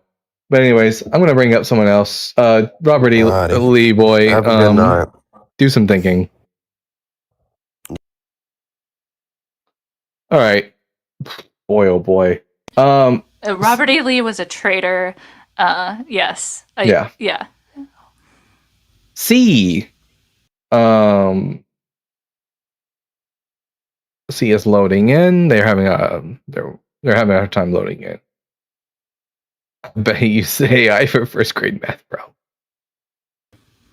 And listen, I don't think with it just because you're 18 doesn't mean that you can't be wrong and that I'm not going to be like persecuting you in the same way. And what I mean by persecution in this is I'm going to harp on you. I'm going to give you a hard time for the positions that you hold, because that's the only way that I think that I grew as a person. So I'm sorry that you're less educated just because of the time that you've been on Earth. There are 18-year-olds that know more than me on many different subjects. That's not an excuse for saying the things that you say. Well, this person is not going to be able to load in, it looks like. So, whoa, that's too bright, I think. There we go. All right. Fredo is coming up. Fredo, are you at least 18 years old? I am. And what pronouns do you go by? Hey, him. And are you a Christian? I am. All right, I'm Dalton, the Bible guy. Which one of the 5 points on the board would you like to talk to me and my host about? Okay. You said Bible guy. The Bible's bullshit. Okay. Can you give me a theological synopsis of the Bible, please? Well, that would insinuate that there's actually like one stream of thought throughout the Bible. And the Bible's it would insinuate that the Bible is univocal. I can give you a synopsis of certain sections of the Bible. Okay. So I don't care what other people say. I asked you for a theological synopsis of the Bible. Well, that would only be possible if there was like one continuous theology throughout the entirety of the Bible, which, as far as I can tell, there isn't. So you didn't understand what you were reading? Okay, thanks. No, I understood it. I understood it better than you do, Fredo. This is Fredo said, "Oh shit!" He actually had a really good response, and I couldn't respond to him, so Fredo ran away. Fredo, that was embarrassing on your part. I demonstrated that you had a flaw in your assumption of your question, and when you couldn't actually respond to it because you probably didn't understand the words that I said, you decided to run away, insinuate that I couldn't understand the Bible when undoubtedly I understand the Bible better than you do, Fredo. That was embarrassing. All right, we're going to open up the panel now to friendlies. to come up both from TikTok and YouTube. You're both can come up. If you're on YouTube, you can call in at tinyurl.com/BG Show Discord. And if you're on TikTok, you're able to come up on the TikTok side by requesting up. Robert E. Lee Boy, we've already talked to you today, so that's a no, decline. There was a question in YouTube by someone, and I let them know, and I can't remember what the question is now. It's in like my brain and it's on the tip of my tongue. But whoever was on YouTube that asked the question, now's the time. If you're on YouTube and you don't want to call in, but you want to ask your question, you make sure you tag me so I see the tag with my name on it. That way I know that you're specifically calling yourself out to ask a question. The Bible guy is secreting pizza juice. I wish. That'd be fucking fantastic. But I still know the Bible better than you. Israel 21. But I get it. Like, if I didn't have an argument, if I couldn't if I couldn't intellectually go toe to toe with the Bible guy, I would also just do body shaming shit. Not being able to give a synopsis of the Bible is crazy. Fredo, you not being able to respond to what I said is crazy. You made an assumption that you weren't able to substantiate. That's embarrassing. Collections of the short stories by Stephen King. Can you give a synopsis about it? Yeah. By the way, guys, apparently I sweat pizza juice. So, ladies, if you like pizza, but yeah, Fredo definitely ran. He ran so fast. Actually, let me give it. This is an honorary. That's what Fredo sounded like as he was leaving. Anyways, let everyone know that Fredo ran from the Bible guy. If you see him on another panel, say Fredo ran from the Bible guy. I just had a meatball sub. I'm right behind you. Here's the thing. I can't do meatball subs, and here's the reason why. And it's not because they taste bad or anything like that, but because when I was in middle school, I was driving from Texas to New Mexico. And we stopped by a Subway in the desert, and I had a meatball sub and got sick. Hold on, give me a second. Valerie request for me for a second. Oh, Fredo. Maybe now Fredo is able to actually engage with what's been said, and they won't run away. Fredo. The problem with the problem. Yeah. You go ahead and do that. So actually, no, wait. So Fredo, if you are just here to clip farm, then I don't need to talk to you. If you're here to have an honest and legitimate conversation, maybe Keitana will have a conversation. Keitana, are you at least 18? Oh shit, never mind, sorry. What? Never mind, sorry, I didn't know. Oh. By the way, anyways, guys, not Keitana, Fredo, Fredo, you're the only one running here. You just wanted to clip me, so you can sit in the comment section and clip me. But if you're not going to engage honestly in the conversation, then why should I talk to you? Rob DG is coming up next. Rob DG, are you at least 18 years old? Yep. And what pronouns do you go by? He, him. And are you a Christian? Nope. All right, Rob, what brings you up to the Bible Guy show? Yeah, I was told to ask you something because I was talking with another apologist on this app, and they were saying that they had this prompt that says the atheist's favorite Jewish apologist Tovia Singer agrees that the Bible does not allow slavery. And so apparently he agrees with that, apologetic argument that the slavery in the Bible is just indentured servitude, whatever. Right. I was asked to ask you, what's your take on that? Yeah, my take on that is that Tovia Singer's not my favorite apologist. Tovia Singer's good at debating the topic of did Jesus fulfill messianic prophecy, but we have to also recognize that Tovia Singer is a man of the cloth. He is dogmatically bound to certain assumptions about the Bible. And so even though he's great on one subject, that doesn't mean that he, like the Christians, don't have his own fault, doesn't have his own assumptions That he relies on tradition and data. He relies over dogma instead of data. Yeah, it's because he is. I mean, at the end of the day, he is an apologist. Yes, because he's an apologist like the Christian apologist. But the thing is, he doesn't spend that much time debating atheists. He mostly spends time like debating Christian missionaries. Yeah, and so he doesn't spend a lot of time like defending the Old Testament. But yeah, that's like a thing that he would say. I was talking back and forth with this guy because he was like, let me guess, kind of like boasting. Let me guess. No degree required. Yeah, that's that guy. Yeah. Yeah, because he was like boasting. He's like, oh, the atheists love to quote this guy for everything, but he agrees with me. Tell him that his claim that the atheists quote him for everything is actually false, because we don't quote him on everything, only on certain things.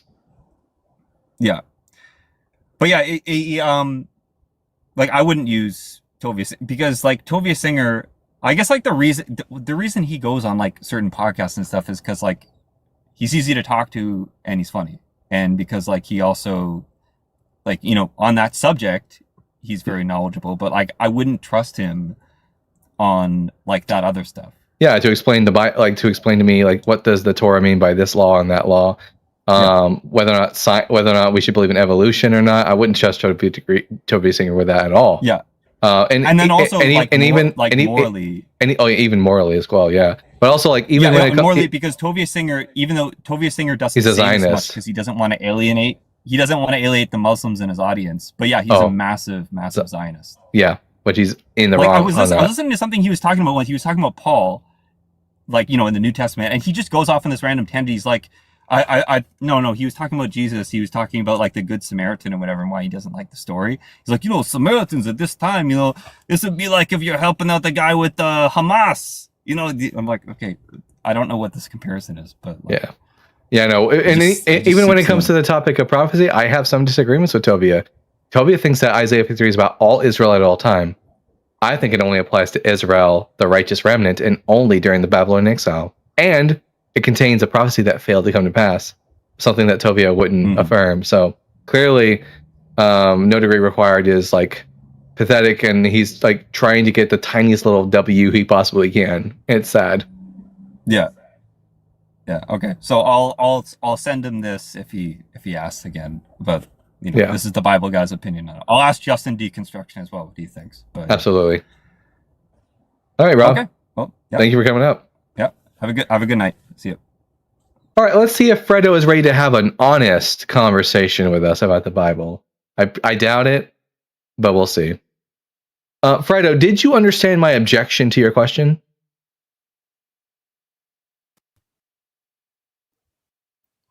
I'll try and steel man what you said. There's no definitive theological understanding of the Bible, and there's many interpretations. Is that correct? You're partially right. Yeah, I mean that fact that your question sort of assumes that there's one string of theological thought from beginning to end, and if you ask any like biblical scholar worth their salt, who would tell you that no, biblical authors each have their own theology, their own like perspective, their own like presuppositions that they're just bringing to the table, which is why they can't even agree on certain like aspects of God Himself. Like, can God change His mind? Yes or no? That's a theological question. One author says yes, the other one says no. Is that it? You finished? Yeah, what's your rebuttal? Okay. So what was my question to you? You asked me if I could bring a theological synopsis to the entirety of the Bible. Yeah. Yeah, so which you've read is the Bible, if you've read the Bible, hang on, let me finish. Sure. If you've read the Bible, doesn't matter what anybody else says, you can give a theological a synopsis of what you've read. If you cannot do that, hang on, let me finish. Well, you're just ignoring. You're just asking me. You're ignoring my rebuttal completely. Okay. So again, I'm not asking anybody else's. You're asking for me. Yes, in my position. And if you're unable to do that, means that you don't understand that what. You can say that, but Fredo, my rebuttal, not someone else's, the Bible guy's rebuttal, is that your assumption there is that the Bible is univocal, which I don't hold to. You need to give me a reason to take the Bible to be univocal. Again, when I'm giving my synopsis, I don't have to give a univocal perspective. Do you understand? Wait, does the Bible have does the Bible have one, like, for example, on God's nature? Does the Bible is like the Bible consistent on God's nature? Yeah, from an understanding of really, so church fathers, the church. Oh, who cares about the church fathers? I have to say the Bible. What is the Bible? What is the Bible's position on whether or not God can change his mind? Again.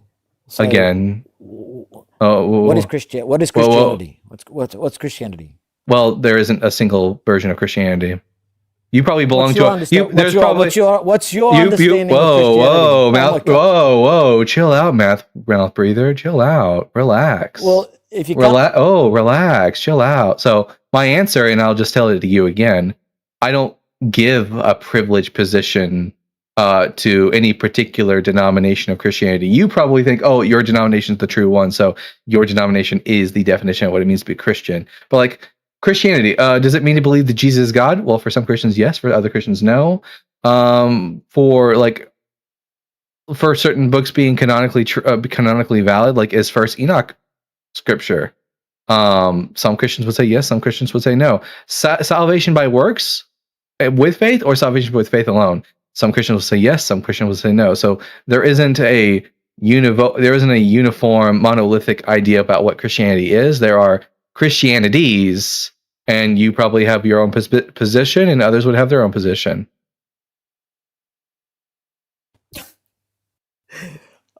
It appears you're struggling to comprehend. Oh, I haven't struggled at all. You seem to be struggling to have a coherent conversation. Okay. So if I read a book, right? Yeah. And I give a synopsis. It's my synopsis of the reading of the book. Somebody else can have a different synopsis. Yeah. Can I finish the sentence? Whoa. What's the matter with you? Whoa. The Bible isn't a book, is it? Wait. Fredo, is the Bible a book? It's a book. It's multiple books. Oh, it's multiple books. Yes. With multiple authors? It's still a book, isn't it? Okay, so it's multiple books. It's still a book? Well, it's not a book, it's books.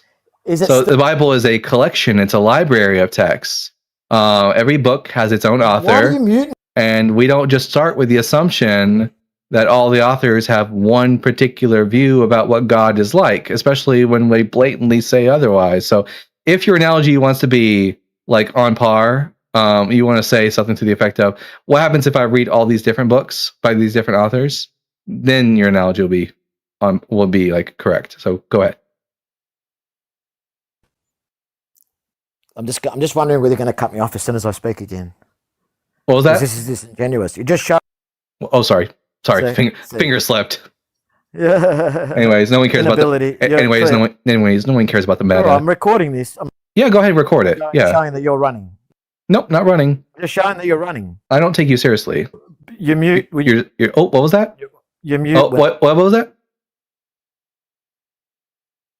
Anyways. Enough of the bitching. Enough Prove of my point. Is he claiming? Did he claim that I'm about to run and he's about to run? So, anyways, enough of the bitching and the whining and the crying.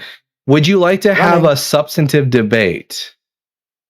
I've yet to get an atheist to actually give me a synopsis because they're that's because you're Fredo. Maybe it's because just adds to my statistics. Fredo, maybe it's because here. Thank you for adding to my statistics. Here, Fredo, you don't want to engage, so I don't know what to do with you. If you don't want to, like, I literally gave you an answer to your question. The problem with your question is you built in an assumption. And in that assumption, you're not able to like give us a substantial reason to hold to that assumption. So I've never seen Fredo not be a petulant child. You know what? This is my first time interacting with Fredo, but that tracks. And petulant child, Fredo is desperate for validation. I'm sure he's like, guys, he's gonna post that video to his stream. He's gonna be like, guys, I totally look at Bible guy run from me. But Fredo ran away from like having the conversation when he refused to engage with my point. Anyways, Fredo, you've lost the opportunity to ever have any engagement with me ever again. So, congratulations. Anyways, looks like I got a note here. Oh, okay. That's the thing that Ashland's taking care of right now. All right, good deal. Anyways, everyone make sure you're tapping that screen, share the live with those you love, with those you hate, with your friends, and with your enemies. If you're a friendly and you'd like to come up, or if you're a religious person who, unlike Fredo, will actually like interact with the things that are being said with them, request on up. Let's have a conversation. The only one who cried, Fredo, is you. In fact, Fredo, watch. Now I don't have to deal with him anymore. Blocked. I don't deal with the bitching and the whining. Israel 21 in the comment section. Would you like to actually come up for once and defend your religion? Or will you remain to be a keyboard warrior and a coward? Probably the latter. Definitely the latter. All right. Yeah, there are just some people. There are just some people you really. Also, by the way, on YouTube, I got someone in the comment section, Q684. Don't forget, everyone, that tomorrow at 12 p.m. Central Standard Time, my 2-part debate with Q from YouTube will be posted to the live. Oh, it will be posted to my channel. So if you want to see me absolutely obliterate Q twice, make sure you're subscribed to the Bible Guide channel, and you can watch that content tomorrow at 12 p.m. My bad. Sorry for that. Keyboard warriors are always cowards. I agree. 100%. Not a brave bone in their body. Synopsis, blame the woman. That is pretty consistent in the Bible. Blame the woman. Chase teaches physics. Hey, buddy, with the $20. Appreciate you. Just wanted to support. I enjoy learning the Bible better from you. And you will be learning more about the Bible as soon as we start doing. Literally, guys, as soon as this live is over, I'm going to put in my order for Dan's book so that we can start reading it for the Sunday Bible Guy book club. And if you want to know where you can go to listen for free to me listening to me reading biblical literature, it's the same show. It's the same address as the one at the top of the screen. Call the show, tinyurl.com/BG Show Discord. We have a section there that's for the call-in show, but there's a section underneath it just for Bible Guy Book Club, and we will be educating ourselves on biblical literature. Well, it looks like we got someone here. Goodied for you. Godded for you? Are you at least 18? No, but I grew around Christians and stuff like that. I'm sorry, kid. This is not a preschool. Gee whiz, that was like... Parents, if you are a parent, do not let your kids on TikTok. They do not need to be on social media. Jesus fucking Christ. That's what's wrong with this country. Right there. I physically record... Yeah, me too. Anyways. Also, this is just why is an 8-year-old on here? I don't know. I hate it so much. I literally asked her, well, then your mom's a bad mom. And you're blocked. I don't talk to kids on this app. Insane.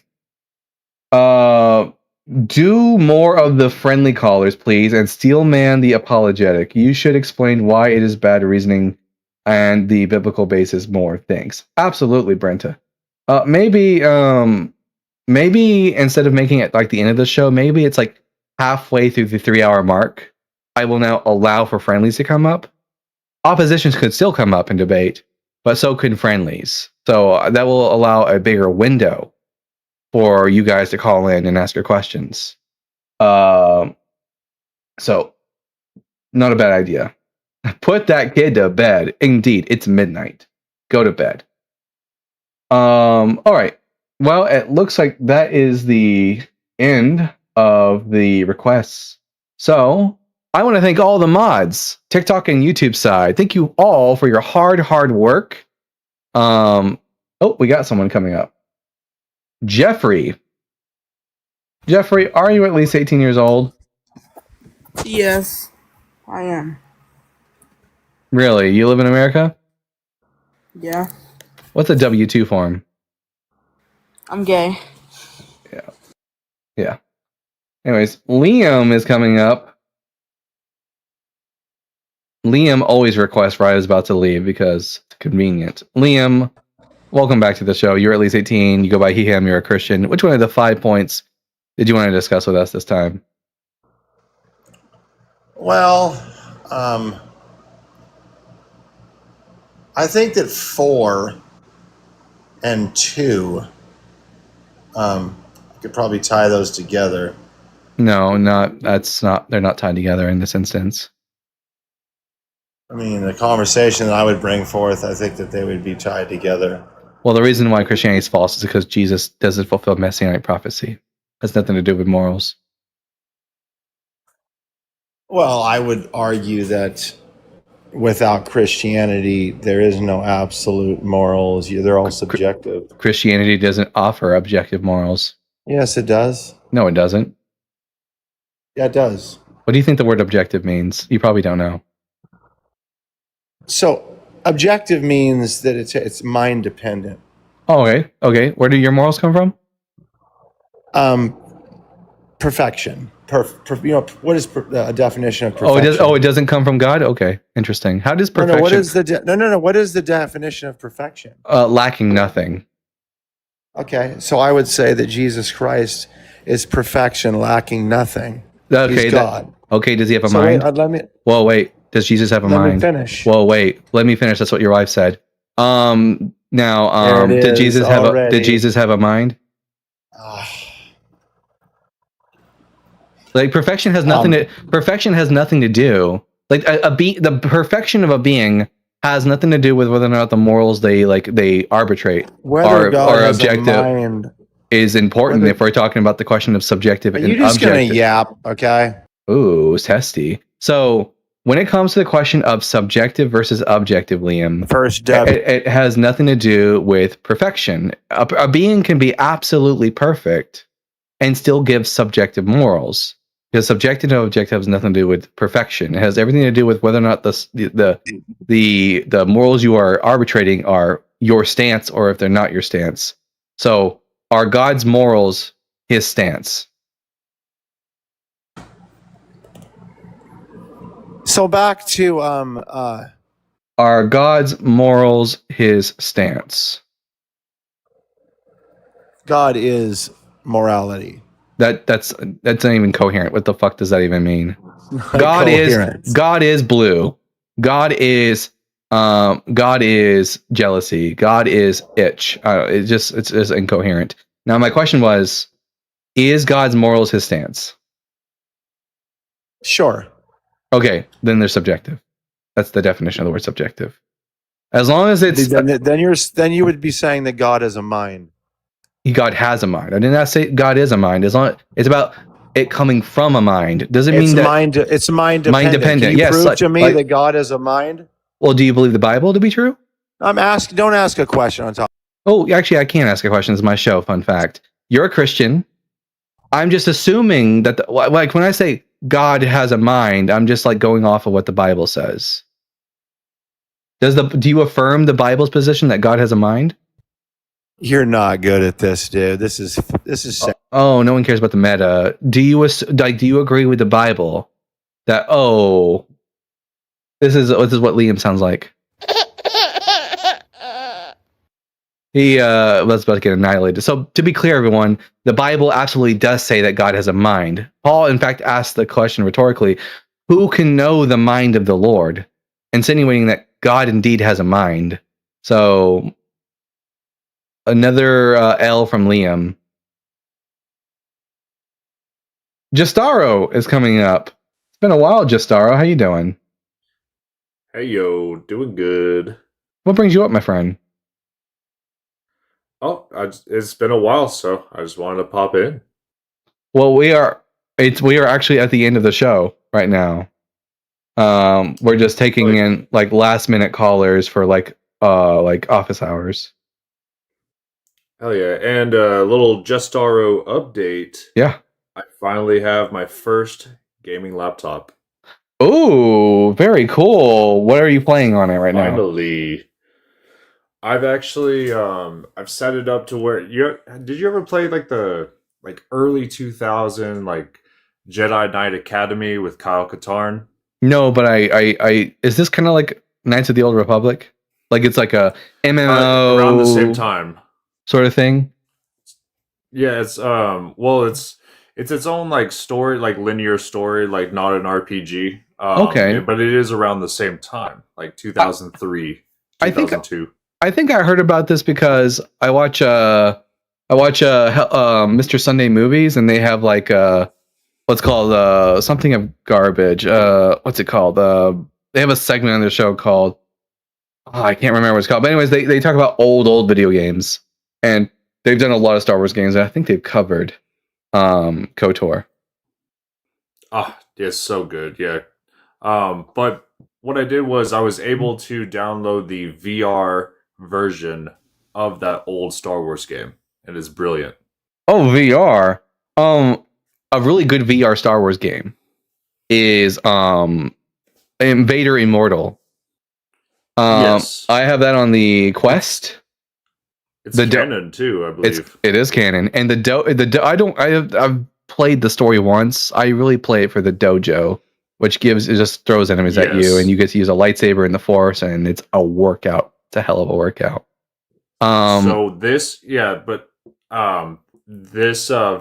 mod of this 2002 game, like Jedi Knight Outcast, it blows, because I have that same Vader Immortal game, but this blows that out of the water. Oh yeah. It's so freaking amazing.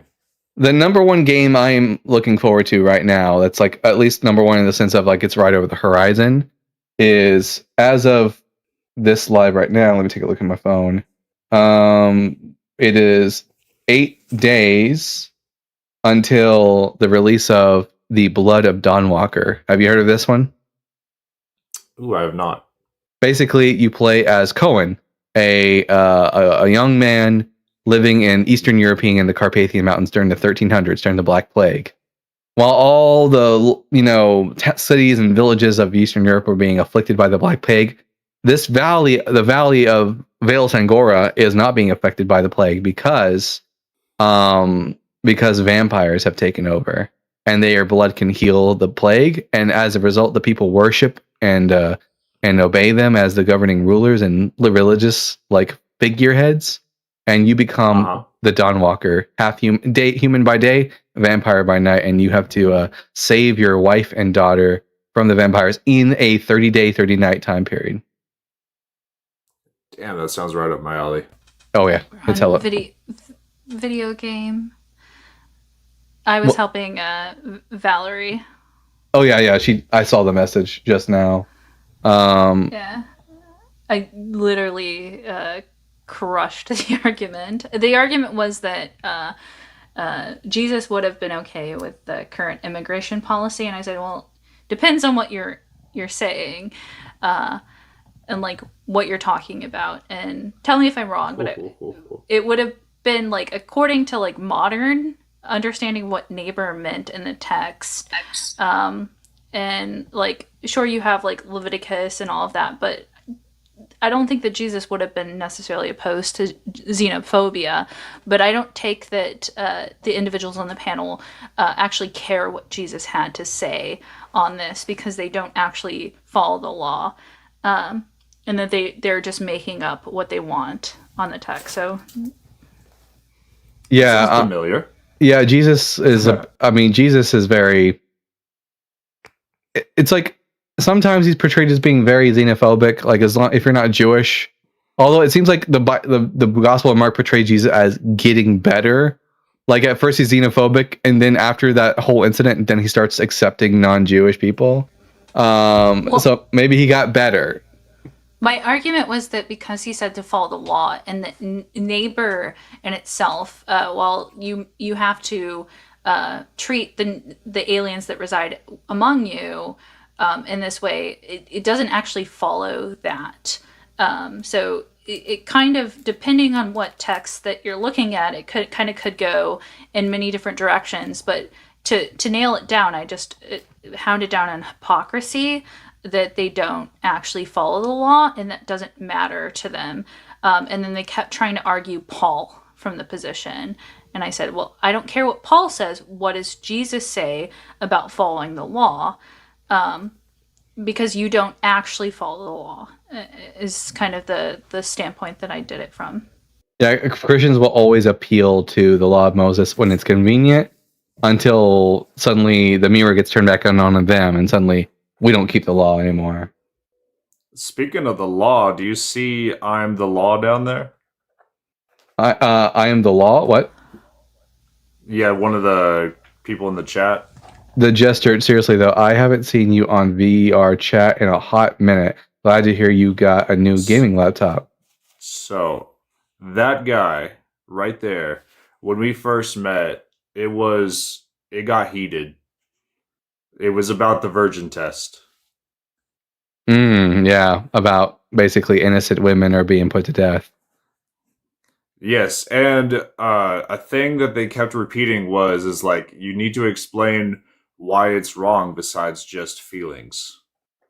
And I was like, well, when you compare the punishment from when the dude lies versus when the woman lies, it's like there's a difference in the severity, and it's still not a just law. I don't think that in general. I think that I could argue from a stance that that if someone lies about something, that stoning is just an unjust punishment. If it particularly pertains to like sex, I think that any number of people would argue from the position that because men lie all the time. In fact, there was a recent survey that 95% of men will engage in coercion. And of that percentage, 37% of them will tell women whatever they want to hear regarding that. I could pull up the study for anyone that wants to know. You can DM me. I'll send you the details. But if men 30% of the time lie, why aren't we stoning them in like the modern context? All right. I've got 2 super chats left, and then I'm going to call it for the night because we're at 3 hours, 40 minutes. I always only go for 3 hours, so I'm already pushing it big time. So we got here Shishoto Fi with the $1.99. What is your take on Ecclesiastes 9:4-6? So what's interesting about the book of Ecclesiastes is that while most authors of the Bible have some sort of afterlife position, or they think that one's conscious experience continues after death, like for example, Jesus teaches the idea of like eternal punishment in hell, or eternal like rewards in the paradise sort of situation. And the authors of the Hebrew Bible generally held the position of when you die, you go to Sheol, and Sheol is like a dark, dingy, depressing sort of underworld sort of situation, like Hades in Greek mythology. The author of Ecclesiastes is different in that he holds the position that when you die, you cease to exist. You don't experience anything. The quote here from Ecclesiastes is, "But whoever is joined with all the living has hope. For a living dog is better than a dead lion.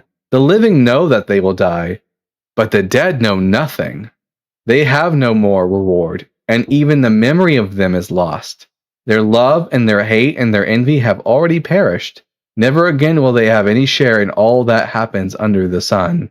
The author of Ecclesiastes has a very almost Epicurean outlook on the afterlife. For anyone who doesn't know, the Epicureans held this belief that, I was not, then I was. I am not, do not care. And the author of Ecclesiastes holds a very similar outlook here, in that they do not believe actively. It would appear that they don't believe in any form of afterlife. And unlike what Fredo from earlier doesn't seem to understand, the Bible doesn't have one consistent theology, even on something as simple as what happens after we die.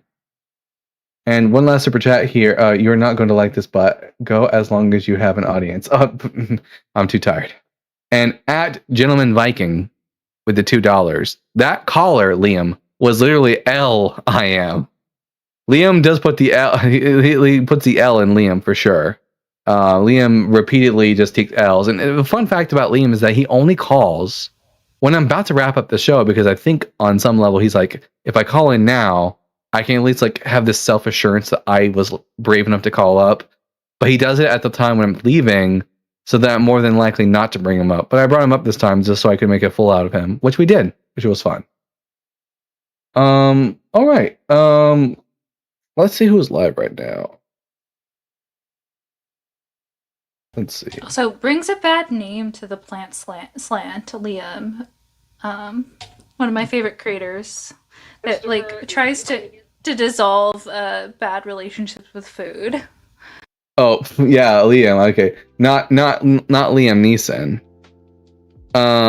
Let's see. Though you did edit a photo. Thinker is live, by the way. Yes, I sent Thinker and I've sent Boma a raid this week. I think I'm gonna go with Tiny Science. Everyone, go tell Tiny Science that the Bible guy sent you. We haven't sent. Tiny. Yeah. With that, I've been the Bible guy. Remember to keep reading, keep learning, and we will see you all again tomorrow at 9 p.m. Central Standard Time. Do not forget that we have an episode of the Bible Guide coming out tomorrow at 12 p.m. Central Standard Time. So keep an eye out on that, where we talk to a guy named Q who loses his shit and who makes a position that ultimately results in the Virgin Mary being pregnant for 700 years. Embarrassing. All right, everyone. See you later. See ya. Bye.